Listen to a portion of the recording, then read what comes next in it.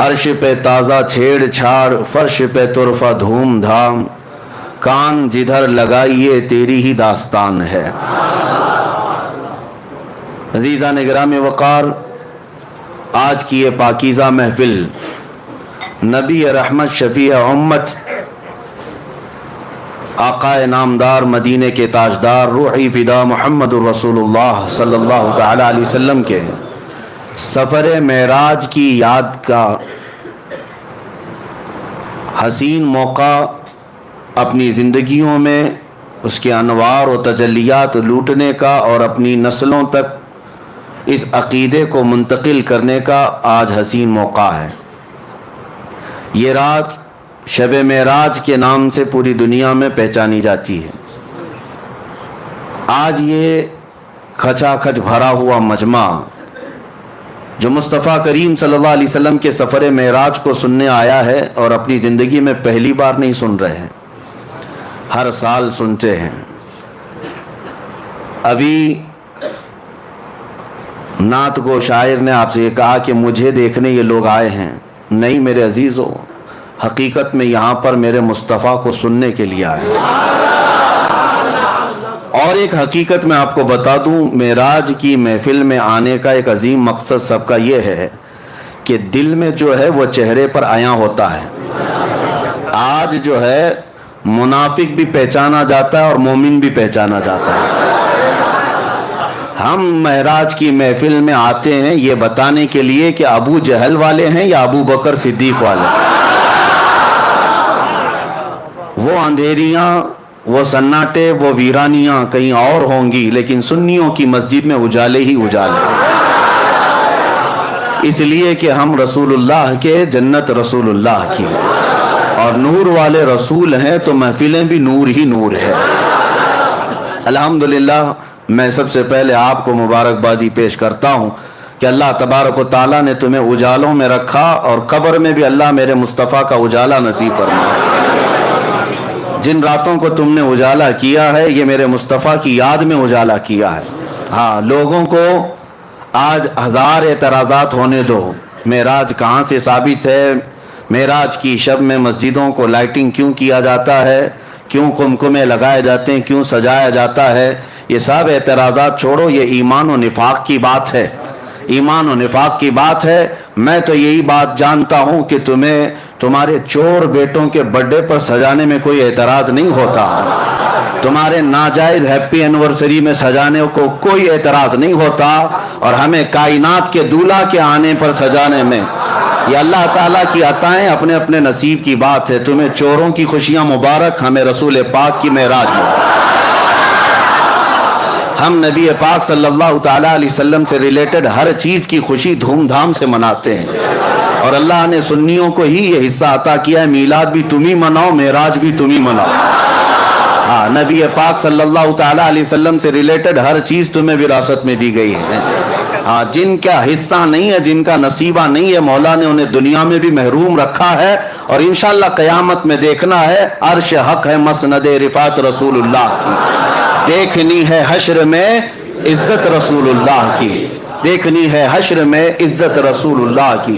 حقیقت میں آپ کو بتاؤں، معراج کا واقعہ سنتے آتے ہیں ہم بچپن سے، اور پھر ہم اس کو دہراتے بھی ہیں، اس لیے کہ بچے جوان ہو رہے ہیں، جوان بوڑھے ہوتے جا رہے ہیں، اور حالات ایسے کہ روز روز نئی تحقیقات اور نئی نئی افواہیں، کسی کی طرف سے اعتراض، کسی کی طرف سے شک ڈالنا، لیکن یہ محفلیں ہر سال آتی ہیں اور ہمارے ذہنوں سے شک کے غبار کو دور کر کے یقین پیدا کرتی ہیں، اور ہم اپنے بچوں میں یہ عقیدہ ٹرانسفر کرتے جائیں گے، اور یہی بات بتاتے جائیں گے اپنے بچوں کو کہ نبی پاک صلی اللہ تعالیٰ علیہ وسلم کی معراج یہ صرف اور صرف ایک واقعہ نہیں ہے، ایک کسوٹی ہے پہچاننے کی، ایک کسوٹی ہے پہچاننے کی۔ مانتے ہو کہ نہیں مانتے ہو یہ دیکھا جائے گا، کیونکہ میرے آقا صلی اللہ تعالیٰ علیہ وسلم کو اللہ نے بہت ساری خصوصیات عطا کی، سب حضور نے قوم میں نہیں بتائی، حضور کو بہت کچھ عطا کیا گیا ہے، سب امت کے سامنے میرے آقا نے نہیں بتائی، لیکن معراج کا سفر حضور کر کے آئے،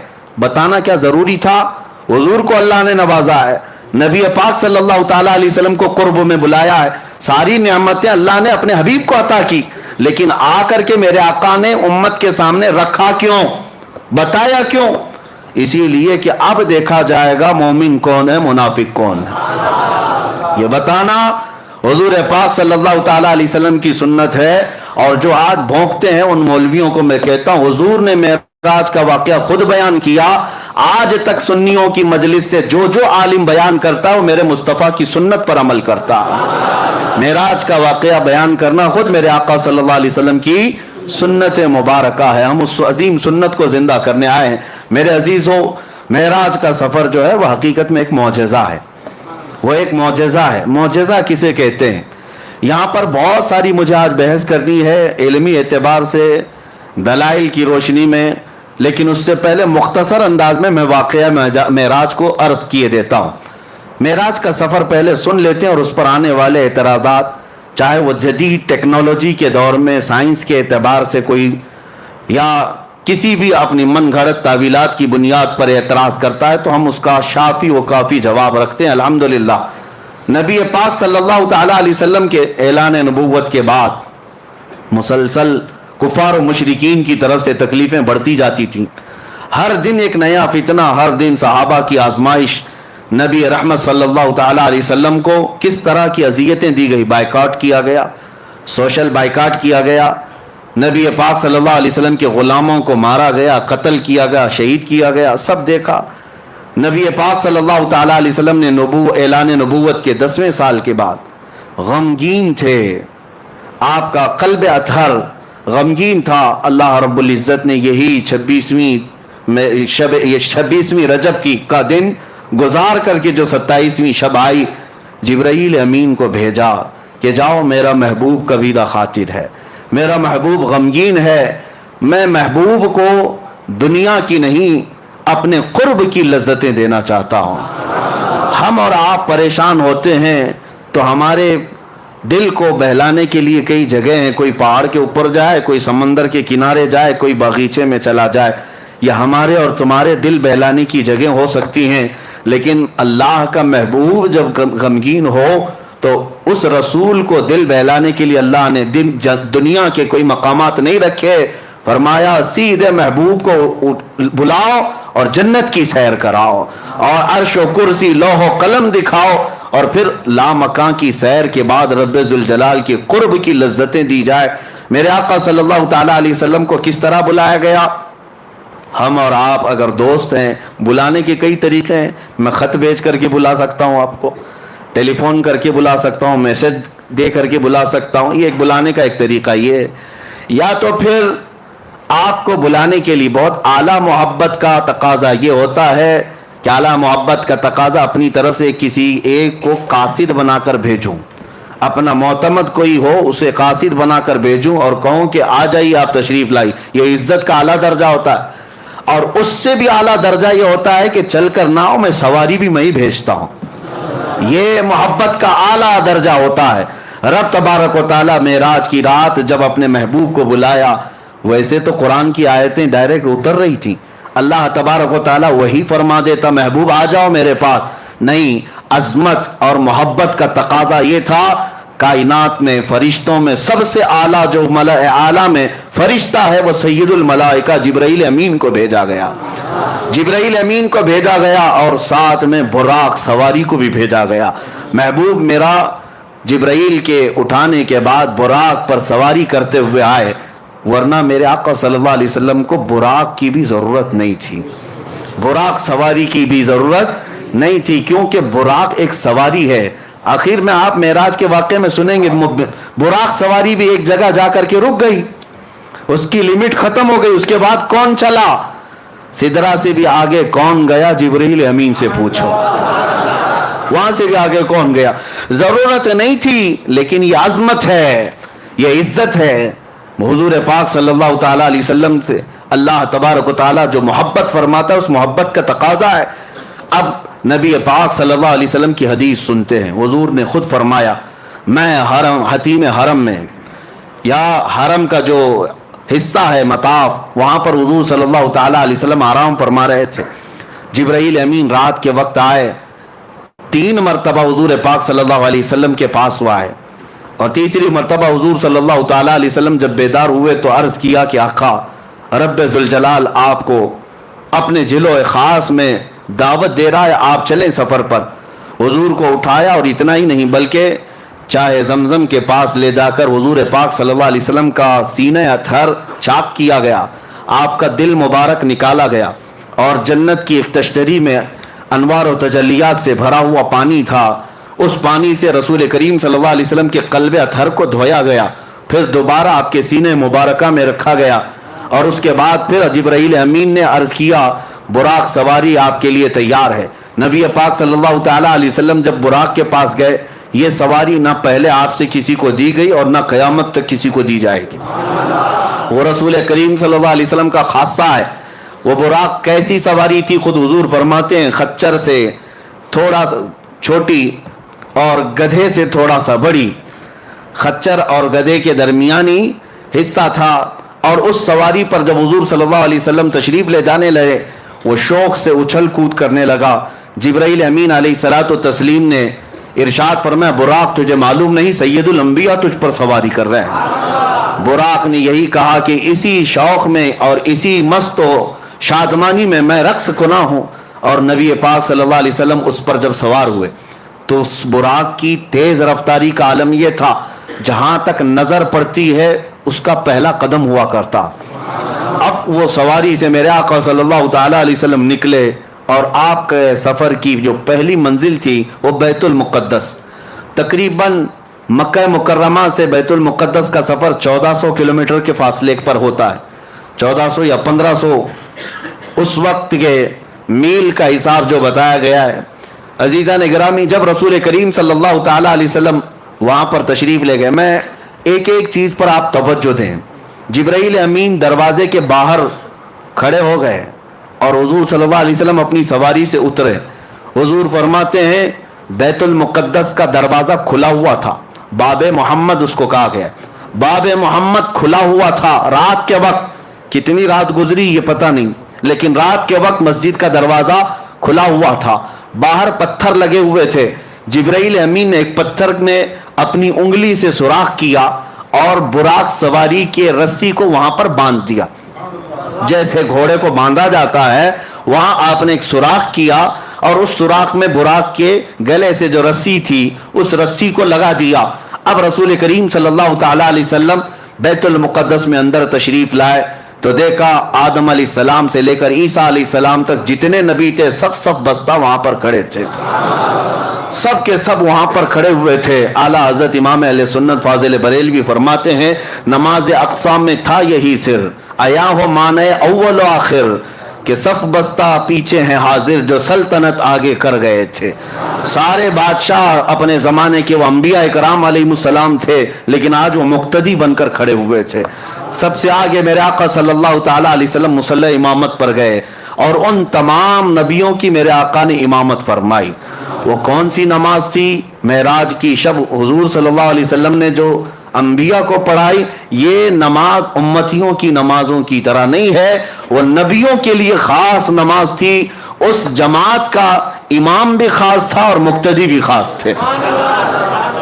उस नमाज के बाद ऐसा ही नहीं है कि नमाज हो गई, बल्कि उलुल अज़्म जितने अंबिया कराम मुरसलीन आज़ाम थे, उन सब ने हुजूर सल्लल्लाहु ताला अलैहि वसल्लम की तारीफ में कसीदे सुनाए। हज़रत इब्राहीम अलैहिस्सलाम ने मेरे आका सल्लल्लाहु अलैहि वसल्लम की तारीफ सुनाई, हज़रत मूसा अलैहिस्सलाम ने तारीफ सुनाई, हज़रत इस्माइल अलैहिस्सलाम ने तारीफ सुनाई। यानी ये भी आप देखें, महफिल मुस्तफ़ा जब लगी होती है, पहले जो हम नातें पढ़ते हैं या सुनते हैं, ये अंबिया की सुन्नतें हैं, अंबिया इकराम की सुन्नतें हैं। हुजूर सल्लल्लाहु ताला अलैहि वसल्लम के कसीदे सुनाए। फिर नबी पाक सल्लल्लाहु ताला अलैहि वसल्लम बैतुल मुक़द्दस से निकलते हैं। ये सफ़र मैं पूरे मेराज के सफ़र को 3 मरहलों में बताता हूँ। 3 मरहले, 3 स्टेप। पहला मरहला मस्जिद हरम से बैतुल मुक़द्दस तक, और दूसरा मरहला यहाँ से शुरू होता है आसमानों का। यहाँ से नबी पाक सल्लल्लाहु ताला अलैहि वसल्लम आसमानों की तरफ निकले। अब आसमानों का सफ़र, पहले आसमान पर गए, दरवाज़ा है आसमान में, जिब्राईल अमीन ने दरवाजे खोलने का हुक्म दिया। दरबान ने पूछा कौन है? कहा मोहम्मद अरबी सल्लल्लाहु ताला अलैहि वसल्लम आए हुए हैं। दरवाज़ा खोल दिया गया। पहले आसमान पर जब गए, वहाँ हज़रत आदम अलैहिस्सलाम से मेरे आका की मुलाकात हुई। वहाँ पर मुलाकात के बाद दूसरे आसमान पर हुजूर सल्लल्लाहु अलैहि वसल्लम तशरीफ़ ले गए। ये ऐसा ना समझे कि एक गेट से दूसरे गेट जा रहे हैं।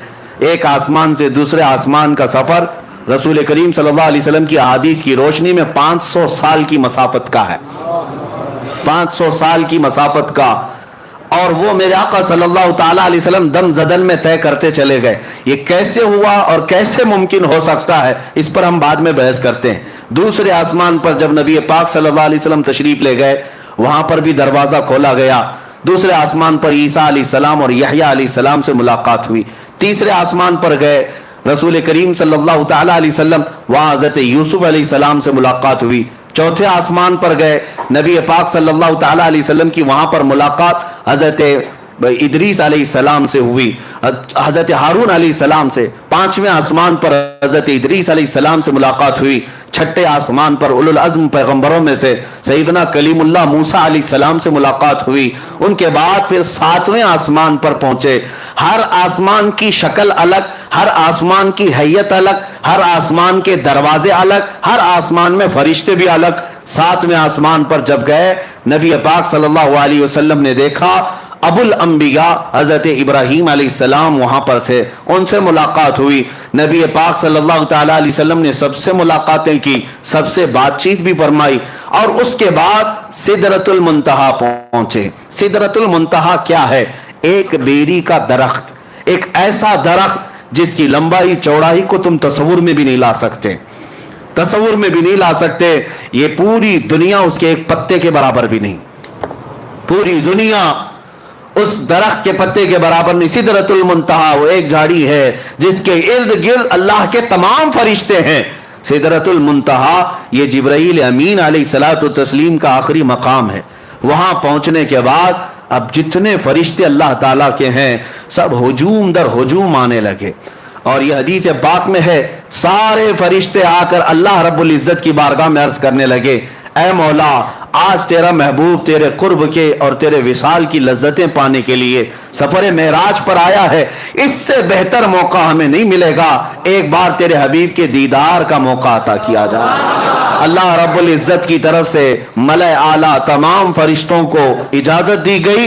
हुजूर सल्लल्लाहु ताला अलैहि वसल्लम इरशाद फरमाते हैं, मैं सिदरतुल मुंतहा के पास था, फरिश्ते हुजूम दर हुजूम आते और जियारत करते, दुरूद पढ़ते और निकलते चले जाते। वो कैसा समा था, वो कैसा नूर का वो माहौल था कि इस लम्हे, ये कितने लम्हे गुजरा, कितना जमाना गुजरा, हम में से कोई इदराक नहीं कर सकता, तस्वुर नहीं कर सकता। सिदरतुल मुंतहा के सफर के बाद ये दूसरा मरहला खत्म हुआ, ये सेकंड स्टेप। 3 स्टेप में मैं बता रहा हूं। तीसरा मरहला सिदरतुल मुंतहा के बाद बुराक को भी छोड़ दिया गया, जिब्राईल अमीन भी वहां रुक गए और हुजूर सल्लल्लाहु अलैहि वसल्लम ने उनसे कहा कि चलो जिब्राईल आगे। तो जिब्राईल कहने लगे, लौ दनौ तो अनमुलतन, अगर मैं एक राई के दाने के बराबर भी आगे बढ़ जाऊं तो अल्लाह की तजल्ली से मेरे पर जल जाएंगे। इससे ज्यादा की लिमिट नहीं है, इससे आगे नहीं जा सकता। आप तशरीफ ले जाएं, आपका रब आपका हामी व नासिर है। नबी पाक सल्लल्लाहु अलैहि वसल्लम उसके आगे का जो सफर फरमाते हैं। फिर भी अभी एक सवारी लाई गई जिसको रफ-रफ कहा गया। रफ-रफ ये बुराक से भी कई हजार दर्जे तेज रफ्तार, बुराक से कई हजार दर्जे तेज रफ्तार। उसमें जब नबी पाक सल्लल्लाहु ताला अलैहि वसल्लम सवार हुए तो जहां तक जिब्राईल की नजरें जाती थी वहां तक रफ-रफ गया। फिर हुजूर सल्लल्लाहु ताला अलैहि वसल्लम को रफ-रफ से भी उतरने का हुक्म हुआ। रफ-रफ से जब आप सल्लल्लाहु अलैहि वसल्लम उतर आए तो उस सवारी को भी छोड़ दिया गया। अब हुक्म हुआ कि अब महबूब अकेले जाएं, इससे आगे अब किसी का सफर नहीं है, अब आप अकेले जाएं। अब जिस जगह मेरे आका सल्लल्लाहु अलैहि वसल्लम गए उसको कहते हैं ला मकान। उसको क्या कहते हैं? ला मकान। ला मकान का मतलब होता है मकान है ही नहीं, जगह है ही नहीं। क्या बोलोगे उसको? उसका नाम क्या है? उसका नाम क्या? अच्छा, और दूसरी बात, वो कहां है, कैसा है, किधर है, ये भी नहीं पता। हम यहां हैं तो हमारे जिहतें हैं, 6 जिहत मशहूर है। जिहत किसको कहते हैं? डायरेक्शंस को। एक सामने, एक पीछे, एक दाएं, एक बाएं, एक ऊपर, एक नीचे, इसको जिहत कहते हैं। सामने होना, पीछे होना, दाएं होना, बाएं होना, ऊपर होना, नीचे होना, ये जिहत है, ये सिमत है। नबी पाक सल्लल्लाहु ताला अलैहि वसल्लम जहां तशरीफ ले गए वहां कोई जिहत ही नहीं, कोई जिहत नहीं। वहां सामने भी नहीं कह सकते, पीछे भी नहीं कह सकते, दाएं भी नहीं, बाएं भी नहीं, ऊपर भी नहीं, नीचे भी नहीं। ये सिर्फ मकान में होता है, ला मकान में नहीं होता। ला मकान में जिहतें नहीं होती। इसी को आला हजरत फरमाते हैं, खिरत से कह दो कि सर झुका ले। खिरत कहते हैं अकल को, अकल के घोड़े दौड़ाने वालों, खिरत से कह दो कि सर झुका ले। यहां जिहत को पड़े हैं लाले, यानी जिहत जो है सिमत उनको खुद ही नहीं मालूम। आला हजरत फरमाते हैं यहां जिहत को पड़े हैं लाले, किसे बताएं किधर गए थे। नबी पाक सल्लल्लाहु ताला अलैहि वसल्लम किधर गए थे, कौन बताए? इधर गए थे कि उधर गए थे, उधर गए थे कि इधर गए थे। आला हजरत फरमाते हैं इधर उधर भी मकान में है, ला मकान में है ही नहीं। ला मकान में इधर उधर भी नहीं, यहां वहां भी नहीं, बल्कि वो ला मकान है। अब रसूल पाक सल्लल्लाहु अलैहि वसल्लम का वो नूरी सफर ये तीसरे मरहले का है। अब मैं आपको बताऊं, 3 सफरों के लिए 3 अलग अलग शान मेरे मुस्तफा को दी गई है, अलग अलग शान। जाहिर सी बात है, मैं आपको बताऊं, हर सफर के कपड़े अलग होते हैं, हर सफर के कपड़े अलग होते हैं। कश्मीर जाओ तो ठंडी का लिबास लेके जाओ। हाँ, अक्सर ठंडियों के मौसम में यूं ही नहीं जाते, किसी गर्म जगह पर जा रहे हो तो वहां के कपड़े अलग होते हैं, हर जगह के कपड़े अलग होते हैं। जहां का सफर करना है वैसा लिबास, वैसा खाना। अब नबी पाक सल्लल्लाहु ताला अलैहि वसल्लम के इस सफर में अइम्मा इकराम ने फरमाया, पहला सफर जो था वो आलम बशरियत का था, मस्जिद हरम से मस्जिद अक्सा तक, यह आलम बशरियत का सफर था, बशरियत का। और अब से यहां से बैतुल मुक़द्दस से सिदरतुल मुंतहा तक नबी पाक सल्लल्लाहु अलैहि वसल्लम की नूरानियत का सफर था। और सिदरतुल मुंतहा से अर्श इलाही और लामका का सफर हकीकत मोहम्मदिया का था। अब उस हकीकत मोहम्मदिया को कोई पहचान नहीं सकता। बशरियत भी मेरे आका में है, नूरानियत भी मेरे आका में है, और हकीकत भी मेरे आका में है। और हर जगह का लिबास अलग है, और हर जगह की मेराज हुई। हर जगह की मेराज किसे कहते हैं? उरूज को, बुलंदी को। हर जगह वो चीज मेरे आका को दी गई जिसको आम इंसान कर ही नहीं सकता, आम इंसान कर ही नहीं सकता। बशरियत में मेरे आका को ऐसा ले जाया गया कि मस्जिद हरम से मस्जिद अक्सा तक का सफर कितने छोटे लम्हे में कराया गया। क्या कोई ये बशर कर सकता है? यह आलम बशरियत की मेराज थी, और यह भी मौजज़ा है। अब बैतुल मुक़द्दस से सिदरतुल मुंतहा का सफर, यह नूरानियत का सफर है, और वो सफर भी कोई फरिश्ता भी नहीं कर सकता। वो नबी पाक सल्लल्लाहु ताला अलैहि वसल्लम को मेराज दी गई। अब सिदरतुल मुंतहा से रब्बे जुल जलाल की विसाल और कुर्ब तक की सबका सफर, यह हकीकत मोहम्मदिया का सफर था। वहां भी मेराज, हुजूर की बशरियत की भी मेराज है, नूरानियत की भी मेराज है, और हकीकत की भी मेराज है। हर कैफियत और हर मरहले की मेराज। अब ये 3 मरहलों से जो सफर हुआ, अब मैं आपको बताऊं, हुजूर रफ को छोड़कर फिर आगे कैसे गए? आगे कैसे गए? किधर जाते थे? कहां जाते थे? हुजूर पाक सल्लल्लाहु ताला अलैहि वसल्लम फरमाते हैं, तन्हाई की वजह से बेचैनी हुई, घबराहट हुई। किसी को होती है, बशरियत का तकाजा हो, या ऐसी जगह पर पहली मर्तबा आमद जो जगह ही नहीं, वहां क्या है? सिर्फ नूर ही नूर है, सिर्फ नूर ही नूर। और नूर का मैं आपको बताता हूं ऐसा कैसे हो सकता है। लोग सोचते हैं ना ऐसा कैसे हो सकता है कि आप कह रहे हैं दाएं भी नहीं, बाएं भी नहीं, आगे भी नहीं, पीछे भी नहीं, ऐसा कैसे? नूर का यही खासा है, नूर का यही खासा, इसकी स्पेशलिटी यही है। मैं अभी पूछता हूं, मस्जिद में लाइट लगी हुई है, लाइट तो ऊपर है, उजाला यहां है। अब मुझे बताओ ये उजाला सामने है कि पीछे है कि दाएं है कि बाएं? उजाला किधर है? कोई कह सकता है? आप कहेंगे नीचे भी है, ऊपर भी है, दाएं भी है, बाएं भी। नहीं, मैं कहता हूं एक जगह बताओ, एक जगह बताओ, ये उजाला कहां है? तुम्हारे सामने है कि पीछे है कि दाएं है कि बाएं है? आपको मजबूरन कहना पड़ेगा ये उजाले की कोई सिमत ही नहीं होती, ये उजाले की कोई जिहत ही नहीं होती, इसका डायरेक्शन नहीं, ये फैला हुआ है। नबी पाक सल्लल्लाहु अलैहि वसल्लम जिस लामकाम में गए थे वो नूरुन अला नूर है, वहां कोई सिमत नहीं थी। अब नबी पाक सल्लल्लाहु ताला अलैहि वसल्लम जब आगे बढ़ने लगे फिर रुक गए, आगे बढ़ने लगे फिर रुक गए। सुनो अब اے محبوب اب رک جائیں, آپ کا رب خود قریب آ رہا ہے. یہ اب محبت کے تقاضے, عظمت کے تقاضے, میں آپ کو بلایا ہوں بلا تشبیہ و بلا تمثیل, ذہنوں کو قریب کرنے کے لیے کہہ رہا ہوں. آپ سے میں محبت کرتا ہوں, بلایا میں اپنی جگہ پر, اپنے گھر پر قاصد بھی بھیجا, سواری بھی بھیجا, آپ آئے میرے گھر.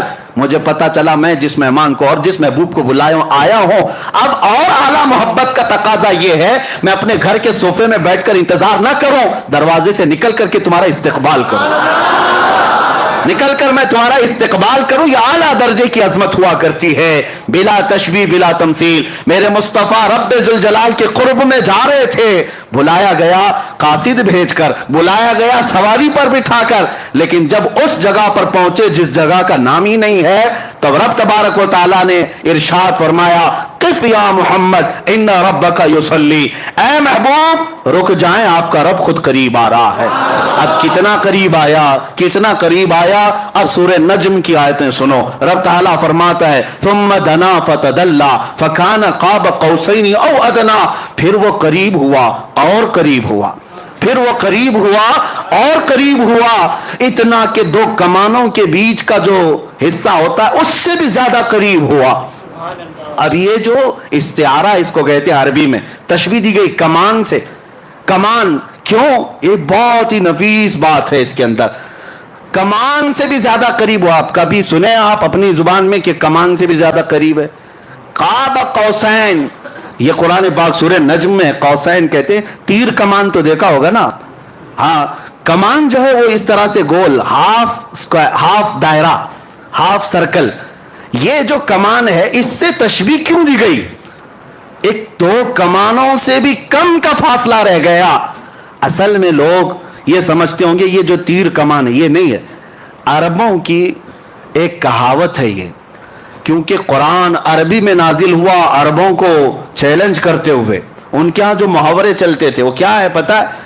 عرب قبیلوں میں, عرب خاندانوں میں ایک دستور تھا, دو خاندان والے جب صلح کرتے, جب دو خاندان والے کوئی معاہدہ کرتے, ایگریمنٹ کرتے کہ آج سے ہم اور آپ سگے بھائی کی طرح ہیں, محبت میں ہم ایک دوسرے سے بہت قریب ہیں, تو کیا کرتے تھے پتہ ہے؟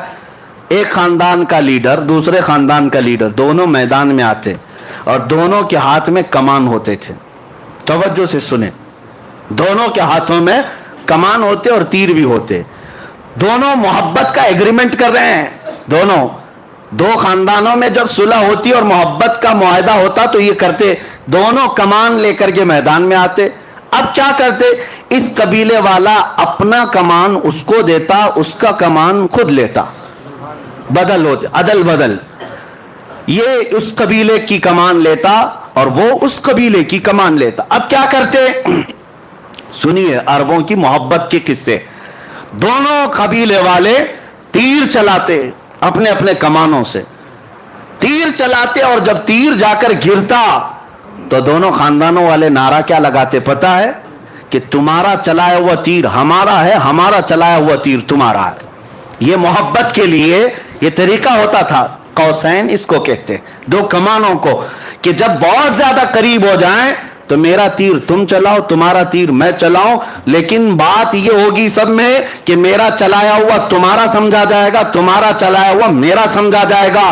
یہ عربوں میں قریب ہونے کو مثال دی جاتی, بلا تشبیہ و بلا تمثیل. رب ذوالجلال نے قریب بلا کر کے یہ ارشاد فرمایا, وہ عربوں میں قوسین بدل کر کے قریب ہونے کی بات کرتے ہیں, میرا محبوب تو اس سے بھی زیادہ قریب ہوا. اور اسی کو اعلیٰ حضرت اپنے قصیدے میں فرماتے ہیں, میں تو مالک ہی کہوں گا کہ ہو مالک کے حبیب, میں تو مالک ہی کہوں گا کہ ہو مالک کے حبیب.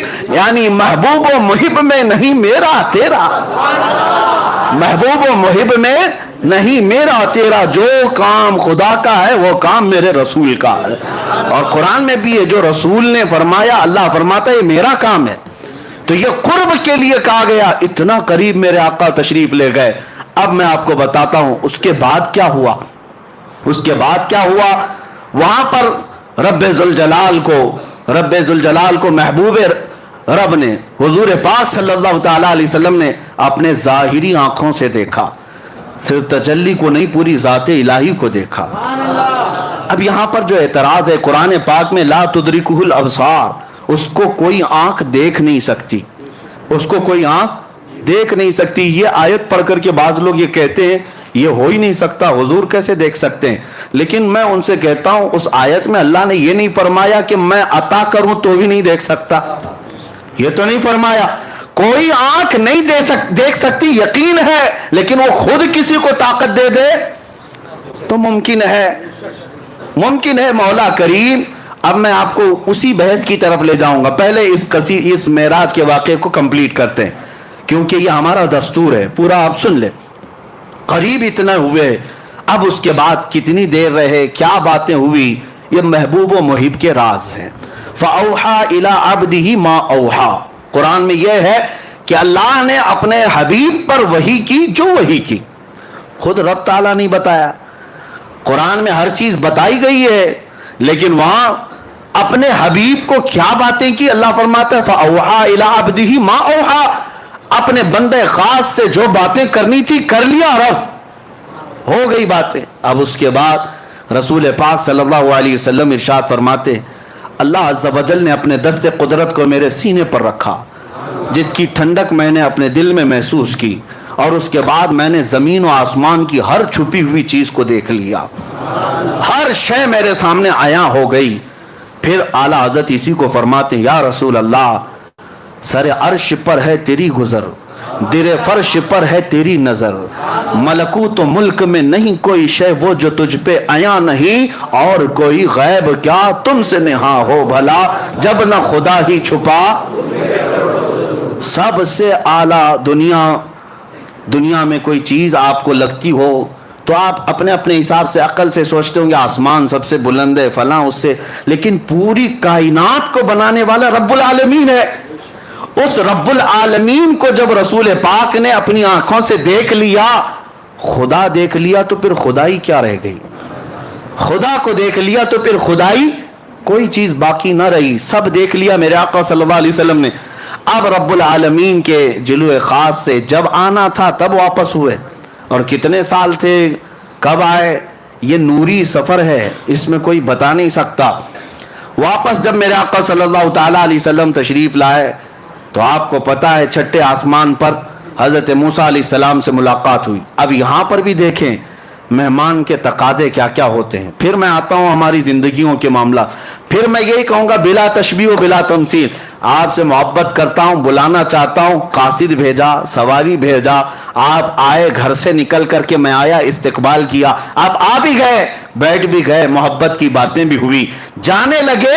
محبت کا ایک اور عظیم اخلاقی اعتبار سے عظمت کی ایک نشانی یہ بھی ہے کہ جب محبوب جا رہا ہو تو خالی ہاتھ نہ جائے، مہمان جا رہا ہو تو خالی ہاتھ نہ جائے۔ محبوب آئے ہو عرش تک، محبوب آئے ہو معراج میں، جا رہے ہو تو تحفہ لے کر جاؤ۔ تحفہ، اب تحفہ کیا دینا چاہیے؟ میں تو یہی محسوس کروں گا بلا تشبیہ و بلا تمثیل، میں آپ کے مزاج کو دیکھ کر تحفہ دیتا ہوں۔ آپ آئے ہیں، آپ عطر پسند کرتے ہیں، عطر لے کے جائیے۔ آپ کو کپڑے پسند ہیں، کپڑے لے کر کے جائیے۔ آپ کو تسبیح پسند ہے، آپ وہ لے کر جائیں۔ ہر ایک آدمی پہلے پوچھ لیتا ہے کہ فلاں کو کیا پسند ہے۔ آپ اپنے گھر میں آنے کے وقت کئی لوگ پوچھتے ہیں کیا میٹھا پسند کرتے ہیں، کیا کھانا پسند کرتے ہیں۔ یعنی دستور زندگی کا یہ ہے آنے والے کی پسند دیکھی جاتی ہے، اور وہی چیز کھلائی بھی جاتی، وہی چیز دی بھی جاتی۔ لیکن کمال ہے جب رسول پاک صلی اللہ تعالیٰ علیہ وسلم کو رب تعالیٰ تحفہ دے رہا ہے تو رسول پاک کی یقیناً پسند کے مطابق ہی دیا گیا ہوگا، پسند کے مطابق ہی دیا گیا ہوگا۔ اب یہاں سے پتہ چلتا ہے میرے آقا کا کمال، رسول پاک صلی اللہ تعالیٰ علیہ وسلم کو سب سے زیادہ کوئی چیز پسند تھی تو وہ ہم غریب امتی پسند تھے۔ حضور کی یہی کی پسند ہے، امتی امتی۔ اسی لیے رب ذوالجلال نے تحفہ بھی کیا دیا، محبوب یہ آپ کی امت کے لیے ہے، یہ آپ کی امت کے لیے ہے، آپ لے جائیں۔ نبی پاک صلی اللہ تعالیٰ علیہ وسلم کو تحفہ ان کی سب سے عزیز چیز دی گئی۔ اسی لیے میرے آقا نے فرمایا جعلت قرۃ عینی فی الصلاۃ، نماز میں میری آنکھوں کی ٹھنڈک ہے۔ دیکھو تحفہ بھی وہی دیا گیا جو رسول کو سب سے زیادہ پسند تھا، اور لے کر کے تشریف لائے. تو ابھی جو آپ سن بھی رہے تھے اور اس سے قبل سنے بھی ہوں گے، موسیٰ علیہ السلام ملاقات کیے، 50 نمازیں تھیں. کہا کہ آپ کی امت اتنی نہیں پڑے گی، کم کرا کر لائیں. حضور صلی اللہ تعالیٰ علیہ وسلم واپس تشریف لے گئے، 5 کم کرائے. یہ بار بار آتے تھے، بار بار جاتے تھے، 5 کم ہوتی تھی. 9 بار حضور گئے، 9 بار حضور پاک گئے، اور 9ویں بار جب واپس تشریف لائے 5 بچی رہ گئی.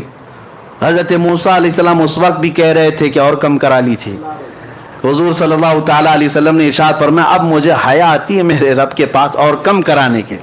لیکن اللہ رب العزت نے اپنے محبوب سے فرمایا جاؤ محبوب آپ اپنی امت کو یہ 5 دے دیں، لیکن اللہ ثواب 50 کا ہی عطا کرے گا. 5 پڑھو گے لیکن ثواب 50 کا ہی دیا جائے گا، اس میں کوئی کٹوتی نہیں کی گئی ثواب میں.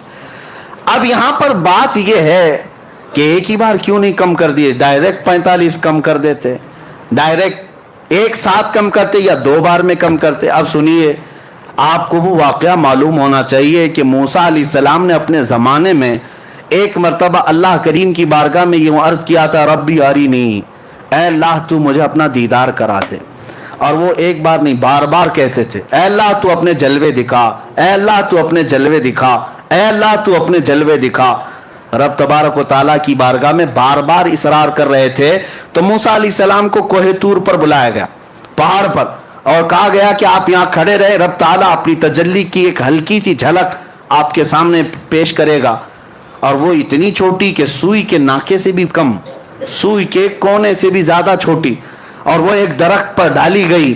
موسیٰ علیہ السلام جھپکتی آنکھوں سے ابھی دیکھ بھی نہ پائے تھے کہ بے ہوش ہو کر گر پڑے. قرآن پاک میں بھی یہ موجود ہے فلما تجلی ربہ للجبل جعلہ، فلما تجلی ربہ، جب اللہ تبارک و تعالیٰ نے اپنی تجلی کو ظاہر فرمایا، خر موسیٰ صعقا، موسیٰ علیہ السلام بے ہوش ہو کر گر پڑے. اور اس کے بعد پھر اٹھے تو کہا سبحانک تبت الیک، تو بہت بلند و بالا ہے میرے مولا، میں تیری طرف واپس آتا ہوں. یعنی اس بات کی طرف سے میں واپس آ جاتا ہوں، اب تمنا نہیں کر پاؤں گا. اب موسیٰ علیہ السلام نے بار بار اصرار کیا تھا رب کو دیکھنے کی، لیکن نہیں دکھایا گیا. اسی کو اعلیٰ حضرت فاضل بریلوی رحمۃ اللہ تعالیٰ علیہ فرماتے ہیں کہ تبارک اللہ شان تیری تجھی کو زیبا ہے بے نیازی. یا رسول اللہ تبارک اللہ شان تیری تجھی کو زیبا ہے بے نیازی، کہیں تو جوش لن ترانی کہیں تقاضے وصال کے تھے، وہ سرور کشور رسالت جو عرش پر جلوہ گر ہوئے تھے، نئے نرالے طرب کے ساما عرب کے مہمان کے لیے تھے. میرے آقا صلی اللہ تعالیٰ علیہ وسلم کو بلا کر دکھایا گیا. اب میں آپ کو بتاتا ہوں یہ 45 نمازیں 9 بار میں کم کیوں گئی. فقہاء کرام اور شارحین فرماتے ہیں موسیٰ علیہ السلام نے جو اصرار کیا تھا نا اے اللہ تو دکھا دے، اپنا دیدار کرا دے، کتنی بار کیا تھا؟ 1 بار 2 بار 3 بار. موسیٰ علیہ السلام نے ٹوٹل 9 بار مانگا تھا کہ اے اللہ تو اپنا دیدار کرا دے. کتنی مرتبہ؟ 9 بار. اور اللہ کا ایک وعدہ ہے کہ اللہ اپنے نبیوں کی دعا کو رد نہیں کرتا، اور اگر فوراً نہیں قبول کی گئی تو تھوڑی دیر کے بعد قبول کی جائے، ابھی نہیں تو بعد میں. موسیٰ علیہ السلام نے 9 بار کہا تھا کہ مولا تو اپنا دیدار کرا دے، اپنا دیدار کرا دے، اپنا دیدار کرا دے. ان کی ہر دعا کو اللہ نے محفوظ کر رکھا تھا، ہر دعا کو اللہ نے محفوظ کر رکھا تھا. اے موسیٰ وہ وقت بھی آئے گا جب تجھے جلوے دکھائے جائیں گے. لیکن جب وہ وقت آیا معراج کا، اب رب تبارک و تعالیٰ اپنے حبیب کو جب بھیجا زیارت کے بعد، 6 آسمان پر موسیٰ علیہ السلام سے ملاقات ہوئی تو رب کا یہی حکم تھا موسیٰ تم بظاہر اپنی آنکھوں سے ڈائریکٹ تو نہیں دیکھ سکتے تھے، اپنے حبیب کی آنکھوں میں اب میرے جلوے دیکھو. حبیب میری زیارت کیے آ رہا ہے، نظارے اپنی آنکھوں میں لیے آ رہا ہے. موسیٰ تم ڈائریکٹ تو نہیں دیکھ سکتے تھے، حبیب کی آنکھوں سے اپنے مولا کا دیدار کرو. ہم وسیلے والے اسی لیے ہیں میرے عزیزوں. اگر اعلیٰ حضرت کو پڑھو کہتے ہیں بخدا خدا کا یہی ہے در، بخدا خدا کا یہی ہے در، نہیں اور کوئی مفر مخر، جو وہاں سے ہو یہی آ کے ہو، جو یہاں نہیں تو وہاں نہیں. ہاں جو یہاں نہیں تو आला हजरत ने सच फरमाया, हुजूर के पास जाओ तभी दरवाजे खुलेंगे। यही दरवाजा रहमत है जो रब तक तुम्हें पहुंचाने वाला है, और शॉर्टकट भागने की कोशिश करोगे तो कटी पतंग न जाने कहां गिर जाओगे, न जाने कहां गिर जाओगे। और हमने देखा है जिनकी डोर कटी हुई है आज वो बेचारे किसी की धोती में किसी की साड़ी में है। हाँ देखिए, आज पता नहीं उसको भी राजी करना है, इसको भी राजी करना है, और सबको राजी करते करते ऐसी हालत हो गई धोबी का कुत्ता, न घर का न घाट का, न इधर के रहे न उधर के रहे, न खुदा ही मिला न विसाले सनम। हाँ बीच में बात आ गई, मैं अर्ज कर रहा हूं मेरे अजीजों, याद रखो राजी करना हो अपने हबीब को राजी करो, राजी करो। वो मौला तुम्हारे एक सजदे से राजी होता है। वो एक सजदा जिसे तू गिरा समझता है, 1000 सजदों से देता है आदमी को नजात। इकबाल ने सच कहा था, एक सजदा दिल के साथ मेरे मौला की बारगाह में कर लो, हर जगह मौला झुकने से महफूज रखेगा, हर जगह तुम्हारे सर को महफूज रखेगा। अभी अभी आपने सुना होगा धर्म संसद के नाम पर कुछ पाखंडी मौलवी, आप पहले पाखंडी पुजारी होते थे, वो पाखंडी मौलवी भी हैं, वो गद्दार हैं जमात के, दाढ़ियां भी हैं, टोपियां भी हैं, और बड़े नामचीन नाम रखते हैं, और पूरे हिंदुस्तान की नुमाइंदगी करने की बात करते हैं। लेकिन इन्होंने क्या किया, अभी एक महफिल बुलाई धर्म संसद के नाम पर, शायद हो सकता है खबरें नहीं देख रहे हो आजकल, या पहुंची नहीं होंगी, अल्लाह करे कि ना ही पहुंचे, इसलिए कि दिलों के अंदर ऐसी चीजें पैदा हो जाती हैं, अल्लाह ही बचाए इन जालिमों की वजह से। ये जमाते देवबंद के बड़े कायदीन उलमा की बात कर रहा हूं, जिनके पीछे पूरी पूरी जमात चलती है, और दर संसद बुलाकर पंडित भी हैं, सिख भी हैं, जैन भी हैं, बुलाया तो बुलाया, हमें इससे क्या है, जिसको बुलाना है सबको बुलाओ। लेकिन बैठे बैठे मौलवी साहब कहने लगे अल्लाह भी एक ही है, ओम भी एक ही है, जो अल्लाह कहेगा वो भी ठीक है, ओम कहेगा वो भी ठीक है, सब एक ही है। यही मैं कहता हूं कि कुछ को राजी करने के लिए उन्होंने किया तो स्टेज पर कि ये भी राजी हो जाएं, हुकूमत पर बैठे हुए कुत्ते थोड़े से हमें भी टुकड़े डाल दें, इसीलिए तो किया। लेकिन हुआ क्या, वहीं से छोड़ करके सारे चले गए और कहा मौलवी साहब तुम्हारे किस्से हम नहीं सुनेंगे। अल्लाह की पनाह, तुम इनको राजी करने के लिए कहां से कहां गिर पड़े, कहां से कहां गिर पड़े, ना इधर के रहे ना उधर के रहे। इसीलिए 100 साल पहले मेरे आला हजरत ने समझाया था, हाँ ऐ लोगों बेदार रहो, आंख से काजल साफ चुरा ले, यहाँ वो चोर भला के हैं।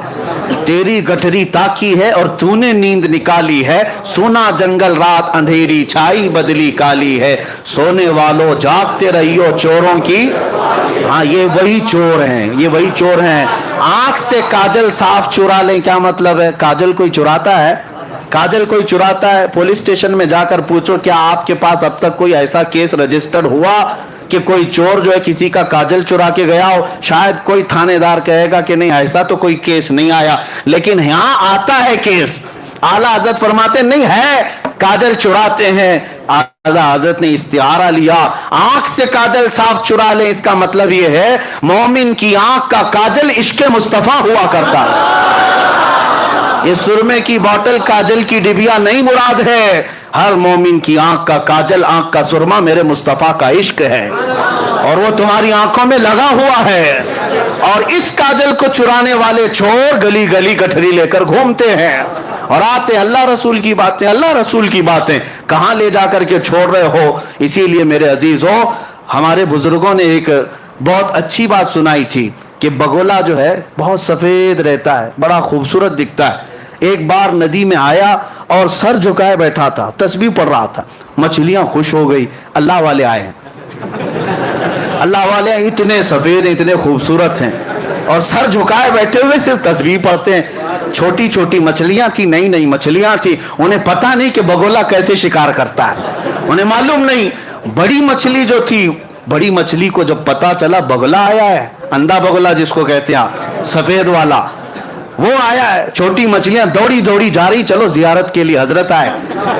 बड़ी मछली ने समझा नहीं मियाँ ये तो चोर है, ये चोर है, ये डाकू है, जाओगे उछक ले जाएगा। सब बुरा भला कहने लगी, ये अम्मा ये दादी ये पुराने ख्यालात की हैं, इनको क्या मालूम अल्लाह वालों को बुरा कहती है। हाँ ये अपने घर में रहती हैं, बूढ़ी हो गई हैं, अल्लाह वालों को गालियां देती, कितने सफेद हैं, कितने शरीफ, आंखें बंद किए हैं, तस्बीह पढ़ रहे, सर झुकाए। बूढ़ी मछलियां बोलती रह गई, छोटी मछलियां समझ ना पाई। कहा कि ये सब पुराने जमाने के ख्यालात हैं, हम तो कदम बोसी करके आएंगे, हम तो हाथ चूम के आएंगे। छोटी छोटी मछलियां आई कदम बोसी करने के लिए अंधे बगोले के पास। जब करीब आई कदमों के पास, बगोला चोंच मारा, सबको उठाकर ले गए। इस मछली को, उस मछली को, जो जो चोंच में आई उठाकर भाग गया। बची हुई मछलियां आई और अम्मा से कहने लगी, सच कहती थी आप, सच कहती थी। मेरे अजीजों, बुजुर्ग यही तो समझाते थे आप सबको कि आंख से काजल साफ चुरा ले या वो चोर भला के हैं। हमारे नौजवान कहते नहीं, अल्लाह वालों को आप बुरा बुरा कहते हैं, ऊपर से नीचे तो सफेद लिबास पहने रहते हैं, आप बगोले की तरह है। लेकिन हम कहते हैं वो ठोक मार कर ले जाएंगे। इसीलिए परखना है किसी को तो जुब्बे टोपी से मत परखो, परखना है किसी को तो दाढ़ी टोपी से मत परखो। अगर किसी के कपड़े फटे हुए हो, बड़ा गंदा लिबास हो, सीना इश्क़े नबी से धड़क रहा हो, वो हमारे सर का ताज है, वो हमारे सर का ताज है। बल्कि हम उसके कदमों में जान लुटाने को भी तैयार हैं। परखना हो तो हुब्बे मुस्तफा पे परखो। अगर दिल में इश्क़े मुस्तफा है तो वो हमारा इमाम है। इसी को मुर्शिद गिरामी हुजूर ताज शरिया रहमतुल्लाह तआला अलैहि ने फरमाया, नबी से हो जो बेगाना उसे दिल से जुदा कर दे, नबी से हो जो बेगाना उसे दिल से जुदा कर दे, पिदर मादर बिरादर जानो माल उन पर फिदा कर दे। मेरे अजीजों, बात इधर उधर ना जाए, ये धर्म संसद के कुत्तों को छोड़ दो और फिर अलल ऐलान ये कहो, जालिमो तुम्हारा दीन तुम्हें मुबारक, हमारा दीन हमें मुबारक। हमें हर जगह अल्लाह अकबर ही सिखाया गया है, अल्लाह सबसे बड़ा है। उन जालिमों को इतना भी नहीं पता, ओम और अल्लाह को मिलाने के लिए बैठ गए। हमें तो इतना पता है, हम जब दुनिया में आए थे कान में सबसे पहले जो जुमला पड़ा अल्लाह अकबर, सबसे पहला जुमला जो पड़ा वो क्या था? अल्लाह अकबर। और फख्र से ये कहते हुए भी जाएंगे, कान खोल कर सुन लो, मरेंगे भी तो जनाजे पर इमाम सबसे पहले जुमला जो कहेगा वो अल्लाह अकबर ही होगा। हम आए थे अल्लाह अकबर कहते हुए, जाएंगे भी अल्लाह अकबर कहते हुए। न जाने इन जालिमों के कान में किसने क्या भोंका था, हमें नहीं पता, हमें तो अल्लाह अकबर कहा गया था। इनके कानों में किसने क्या भोंका था मालूम नहीं, वही जुमले आज यहां कहते आ रहे हैं। और ये हकीकत है कि अल्लाह ताला मुनाफिक को ज्यादा देर तक छुपने नहीं देता, वो जाहिर हो जाता है। लोगों पहचान लो ये दीन के दलालों को, गद्दारों को, मुनाफिकीन को, और अपने आप को उनसे अलग करो। और उनको अगर ये लगता है आज जो सख्ता में उसके पीछे चलना चाहिए, उसकी हमदर्दी लेने के लिए थोड़ा बहुत उसके झंडे भी लहराना चाहिए, उसकी जमात में भी जाना चाहिए, थोड़ा उनकी दावत भी करना चाहिए, इसलिए कि माहौल उनका है, माहौल उनका है। जो इस तरह की बात कहते हैं उनको मुंह पे कहो, गिरगिट हो तुम, गिरगिट हो, जैसा रंग वैसा तुम्हारा चेहरा बदलता है। अल्लाह का शुक्र है, करोड़ा शुक्र है, हम जिस कौम से वाबस्ता है अहले सुन्नत व जमात, हमारी तारीख है कि हम कभी बिकने वालों में नहीं थे। अल्हम्दुलिल्लाह हमारे पास असलाफ की कुर्बानियां हैं, हम तो अपनी चमड़ियां भी छिलवा लिए, हमारे बुजुर्ग फांसी के फंदे पर भी झूल गए, लेकिन अपना दीन नहीं बेच करके गए, बल्कि हर जमाने में ये ऐलान करते गए, किसी की जय विजय क्यों पुकारें, क्या गरज हमको, हमें काफी है सैयद अपना नारा, या रसूल अल्लाह हमें काफी है सैयद अपना नारा। अब इसी बात पर रहे, मैं बात अर्ज कर रहा था मूसा अलैहिस्सलाम अल्लाह का दीदार किसके जरिए से कर रहे हैं? मेरे मुस्तफा की निगाहों से। अल्लाह को देखना हो तो नजर मुस्तफा को देखो, जमाले खुदा को, तजल्लियात को देखना हो मुस्तफा की निगाहों में देखो। आला हज़रत इसीलिए फरमाते हैं, किसको देखा ये मूसा से पूछे कोई, किसको देखा ये मूसा से पूछे कोई। आंख वालों की हिम्मत पे लाखों सलाम, आंख वालों की हिम्मत पे लाखों सलाम। बहुत सारी हिकमतें अलग अलग बयान की गई। 9 मरतबा मूसा अलैहिस्सलाम ने कोहे तूर पर मांगा था, मौला तू मुझे दिखा दे अपना जलवा, दिखा दे अपना जलवा। हर दुआ महफूज की गई। अब महबूब जब आए तो आपको भेजा गया, मूसा अलैहिस्सलाम से कहा गया 5 कम करवाना, भेजना, फिर आएंगे देखकर ताजा ताजा जमाल लेकर, फिर देखना, फिर 5 कम कराना, फिर ताजा ताजा जमाल देख कर आएंगे, फिर नजारा कर लेना। मूसा अलैहिस्सलाम दुआ جو اپنی یہاں طور پر کیے تھے اس کی اجابت معراج کی رات میرے مصطفیٰ کی نظروں میں کر رہے تھے. یہ تقاضے تھے. اس کے بعد نبی پاک صلی اللہ تعالی علیہ وسلم جب واپس تشریف لائے, واپس اب اس سفر میں جنت و دوزخ کا بھی ملاحظہ کیا, عرش و کرسی, لوح و قلم اور سارے اللہ تبارک و تعالیٰ کی خدائی کو دیکھ کر واپس تشریف لائے. حضور فرماتے ہیں میں جب آیا تو اس کے بعد نبی پاک صلی اللہ علیہ وسلم فرماتے ہیں میں مسجد حرم کے اسی احاطے میں تھا جہاں سے مجھے لے جایا گیا تھا, اور جب میں آنکھ کھول کر دیکھتا ہوں تو میرے دروازے کی زنجیر ابھی ہل رہی تھی جس کو کھول کر گئے تھے. حضور پاک صلی اللہ تعالی علیہ وسلم جس بستر پر آرام کر رہے تھے وہ بستر ابھی گرم ہی تھا. یعنی کتنی دیر گرم رہ سکتا ہے سوئے ہوئے آدمی کا بستر. تا عرش گئے پھر آئے محمد, زنجیر بھی ہلتی رہی, بستر بھی رہا گرم. اس کے بعد نبی پاک صلی اللہ تعالی علیہ وسلم صبح جب تشریف لاتے ہیں صحابہ کے درمیان, اب امتحان کا وقت شروع ہے. اس وقت سے جو امتحان شروع ہے امت کا وہ آج تک چل رہا ہے اور قیامت تک چلے گا. معراج کا سفر ہر زمانے کا امتحان ہے, ہر زمانے کا. اب دیکھنا آج میں بیان کروں گا, کل کتنے ابو جہل نکلیں گے پتہ نہیں, اور کتنے صدیق اکبر کے چہیتے نکلیں گے وہ بھی معلوم. وہاں امتحان تھا. اب حضور صلی اللہ علیہ وسلم اپنے معراج کا سفر بیان کرنے لگے. صحابہ بھی تھے, مکہ کے مشرکین بھی تھے, کفار بھی تھے, سب کے سامنے جب حضور نے بیان کیا میں مسجد حرم سے بیت المقدس گیا. بیت المقدس تو سب کو پتہ ہے, آسمانوں کا سفر اس وقت کوئی نہیں کیا تھا, لیکن بیت المقدس تو گئے. لیکن بظاہر نبی پاک صلی اللہ علیہ وسلم نے اپنی زندگی میں یعنی پیدل سفر کر کے کبھی حضور بیت المقدس ایک بار بھی نہیں گئے, صرف معراج کی رات گئے. اس سے پہلے بھی نہیں, اس کے بعد بھی کبھی گئے نہیں. حضور صلی اللہ تعالی علیہ وسلم ایک ہی بار معراج کے سفر میں بیت المقدس گئے. جب سب کو سنایا اور اس کے بعد نبیوں کی امامت کا واقعہ, پھر آسمانوں کا سفر, پھر اس کے بعد سدرۃ المنتہا, پھر عرش و کرسی, پھر مقام رب ذوالجلال, وصال کی لذتیں سنائے. اب جس کو ماننا تھا انہوں نے مان لیا, جس کو کچھ پوچھنا تھا انہوں نے پوچھ لیا, اور جس کو انکار کرنا تھا وہ ٹھٹا مار کر بھاگنے لگے. اسی محفل سے سب سے پہلے چیخ مار کر کے جو بھاگا تھا وہ ابو جہل تھا. اس نے کہا کہ یہ سب من گھڑت قصے ہیں. اس نے برے برے الفاظ کہے کہ بہک گئے, دماغ میں فلاں آ گیا فلاں آ گیا, اور نکل کر کے اس نے سوچا کہ اب یہ واقعہ بہت اچھا ہے ڈیمیج کرنے کے لیے. ہاں لوگوں کو بتاؤں گے دیکھو ایسے ایسے قصے بیان کر رہے ہیں, ہو ہی نہیں سکتا ایسے. کون مانتا ہے ایسے واقعات کو اس زمانے میں جب سائنس ہی نہیں ہے, نہ کوئی راکٹ ہے نہ کوئی پلین ہے کہ اڑ کر کے چلا جاتا, کچھ نہیں ہے. ابو جہل جب باہر نکلا تو سب سے پہلے ملاقات ابو بکر صدیق سے ہی ہوئی. حضرت ابو بکر صدیق محفل میں نہیں تھے جب حضور معراج کا واقعہ بیان کر رہے تھے, نہیں تھے, باہر تھے, آ رہے تھے کہیں سے. ابو جہل پکڑ لیا اور کہا ابو بکر ایک بہت اچھی خبر ہے.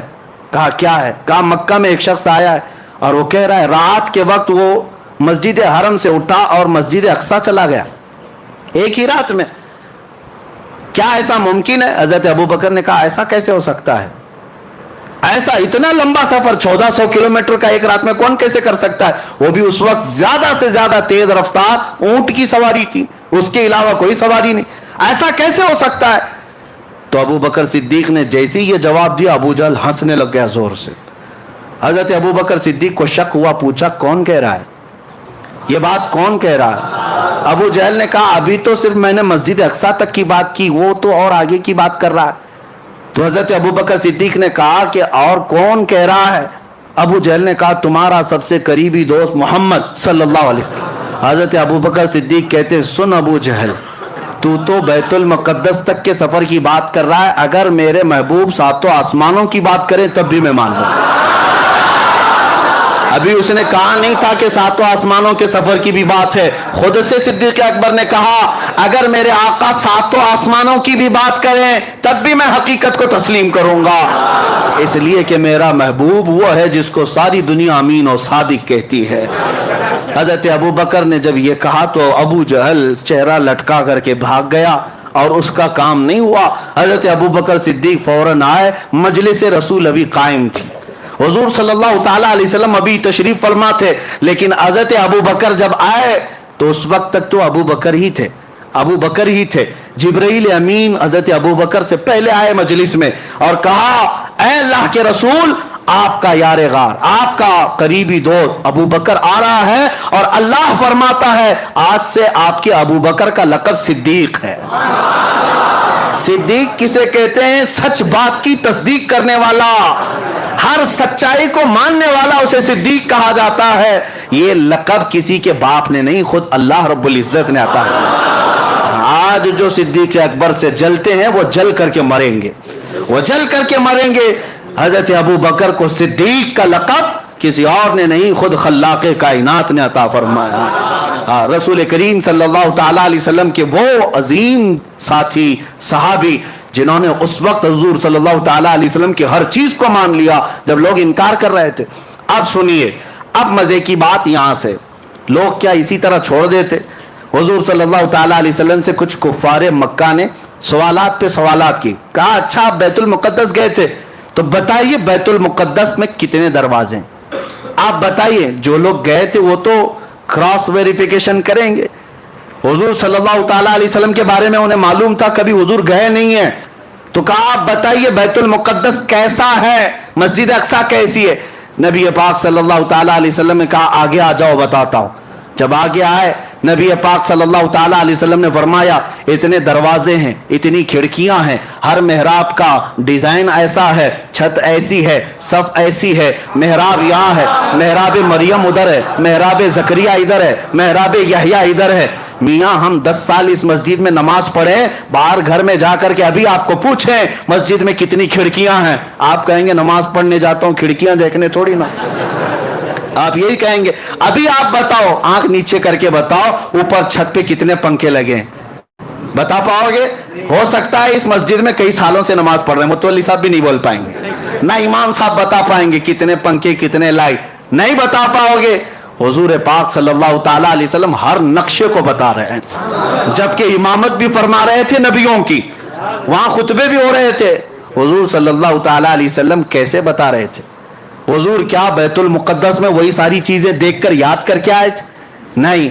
सहाबा बाद में पूछते, या रसूल अल्लाह सल्लल्लाहु अलैहि वसल्लम, आपने बैतुल मुक़द्दस का नक्शा ऐसा बताया जैसे बरसों नहीं सदियों को ही देख देख कर याद किया हो, यह कैसे मुमकिन है? नबी पाक सल्लल्लाहु अलैहि वसल्लम ने इरशाद फरमाया, ऐ सहाबा तुम्हें मालूम नहीं, मेरा रब पूरी दुनिया को मेरी हथेली में घेर कर रखा, जब मैं जिस चीज को चाहूं हथेली की तरह देखता हूं। जब मुझे बैतुल मुक़द्दस को बताना था, बैतुल मुक़द्दस का हर नक्शा मेरी हथेली से ज्यादा मेरे सामने आया था। इसीलिए सुन्नी कहते हैं हम यहां से पुकारे वो वहां से सुने, मुस्तफा की समाअत पे लाखों सलाम। और यही तो सुन्नियों का अकीदा है, मजलिस यहां सजाते हैं देखते मेरे आका मदीने से भी। और मैं तो अक्सर मजलिस जिक्र में सबसे पहले ये शेर पढ़ता हूँ, हम इसलिए ये मजलिस सजाते, यही शेर मैं सबसे पहले पढ़ता हूँ, वो आएंगे आते होंगे अभी आएंगे, वो आएंगे आते होंगे अभी आएंगे, यही सोच के हमने महफिल को सजा रखा है। कोई महफिल मेरे आका की निगाहों से पोशीदा नहीं है। बैतुल मुक़द्दस का हर नक्शा उनको जब बताया तो क्या कहते हैं, उसके अलावा जवाब क्या था? दम बखुद रह गए। एक बात याद रखें, मेराज का वाकया ऐसी कसौटी है, ऐसी कसौटी सिर्फ इस पर ईमान वाला ही उतर सकता है। बाकी मुनाफिक के सामने जितनी भी दलीलें लाओ, उसका चेहरा काला का काला ही रहेगा। नहीं मानना है, नहीं मानना है, नहीं मानना है, नहीं मानना है।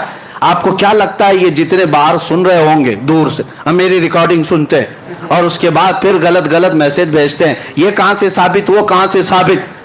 हम तो यही कहते हैं अल्हम्दुलिल्लाह हमारे नसीब से साबित है। मुस्तफा की मोहब्बत का चश्मा लगाओ, सब उजला ही दिखेगा। और तुमने पहले से मुनाफिकत का लाल चश्मा पहना है, उजले को भी देखोगे लाल ही दिखेगा। चश्मा उतारो, गलती चश्मे की है, जैसा चश्मा लगाओगे वैसा नजर आएगा। आला हजरत की नजरों से देखो, गरीब नवाज की नजरों से देखो, मेरे आका को देखना है गौसे आजम की नजरों से देखो, और कुत्तों की नजरों से देखोगे, मुनाफिकीन की नजरों से देखोगे, मेरे आका कैसे नजर आएंगे। और तुम जो भौंकते हो नबी उम्मतियों के बराबर थे, तो तुम अबू जहल का चश्मा लगाए हो। ابو جہل کو ویسی نظر آتے تھے. ابو لہب کا چشمہ لگاؤ تمہیں وہ سارے چشمے مبارک, ہمیں صدیق اکبر کی آنکھیں مبارک. ہاں, حسان بن ثابت کی نظروں سے دیکھو, پھر دنیا پکار کر کہے گی وَأَحْسَنُ مِنْكَ لَمْ تَرَ قَطُّ عَيْنِي وَأَجْمَلُ مِنْكَ لَمْ تَلِدِ النِّسَاءُ. یا رسول اللہ, آپ سے زیادہ حسین میری آنکھوں نے دیکھا ہی نہیں, آپ سے زیادہ خوبصورت کسی ماں نے جنا ہی نہیں.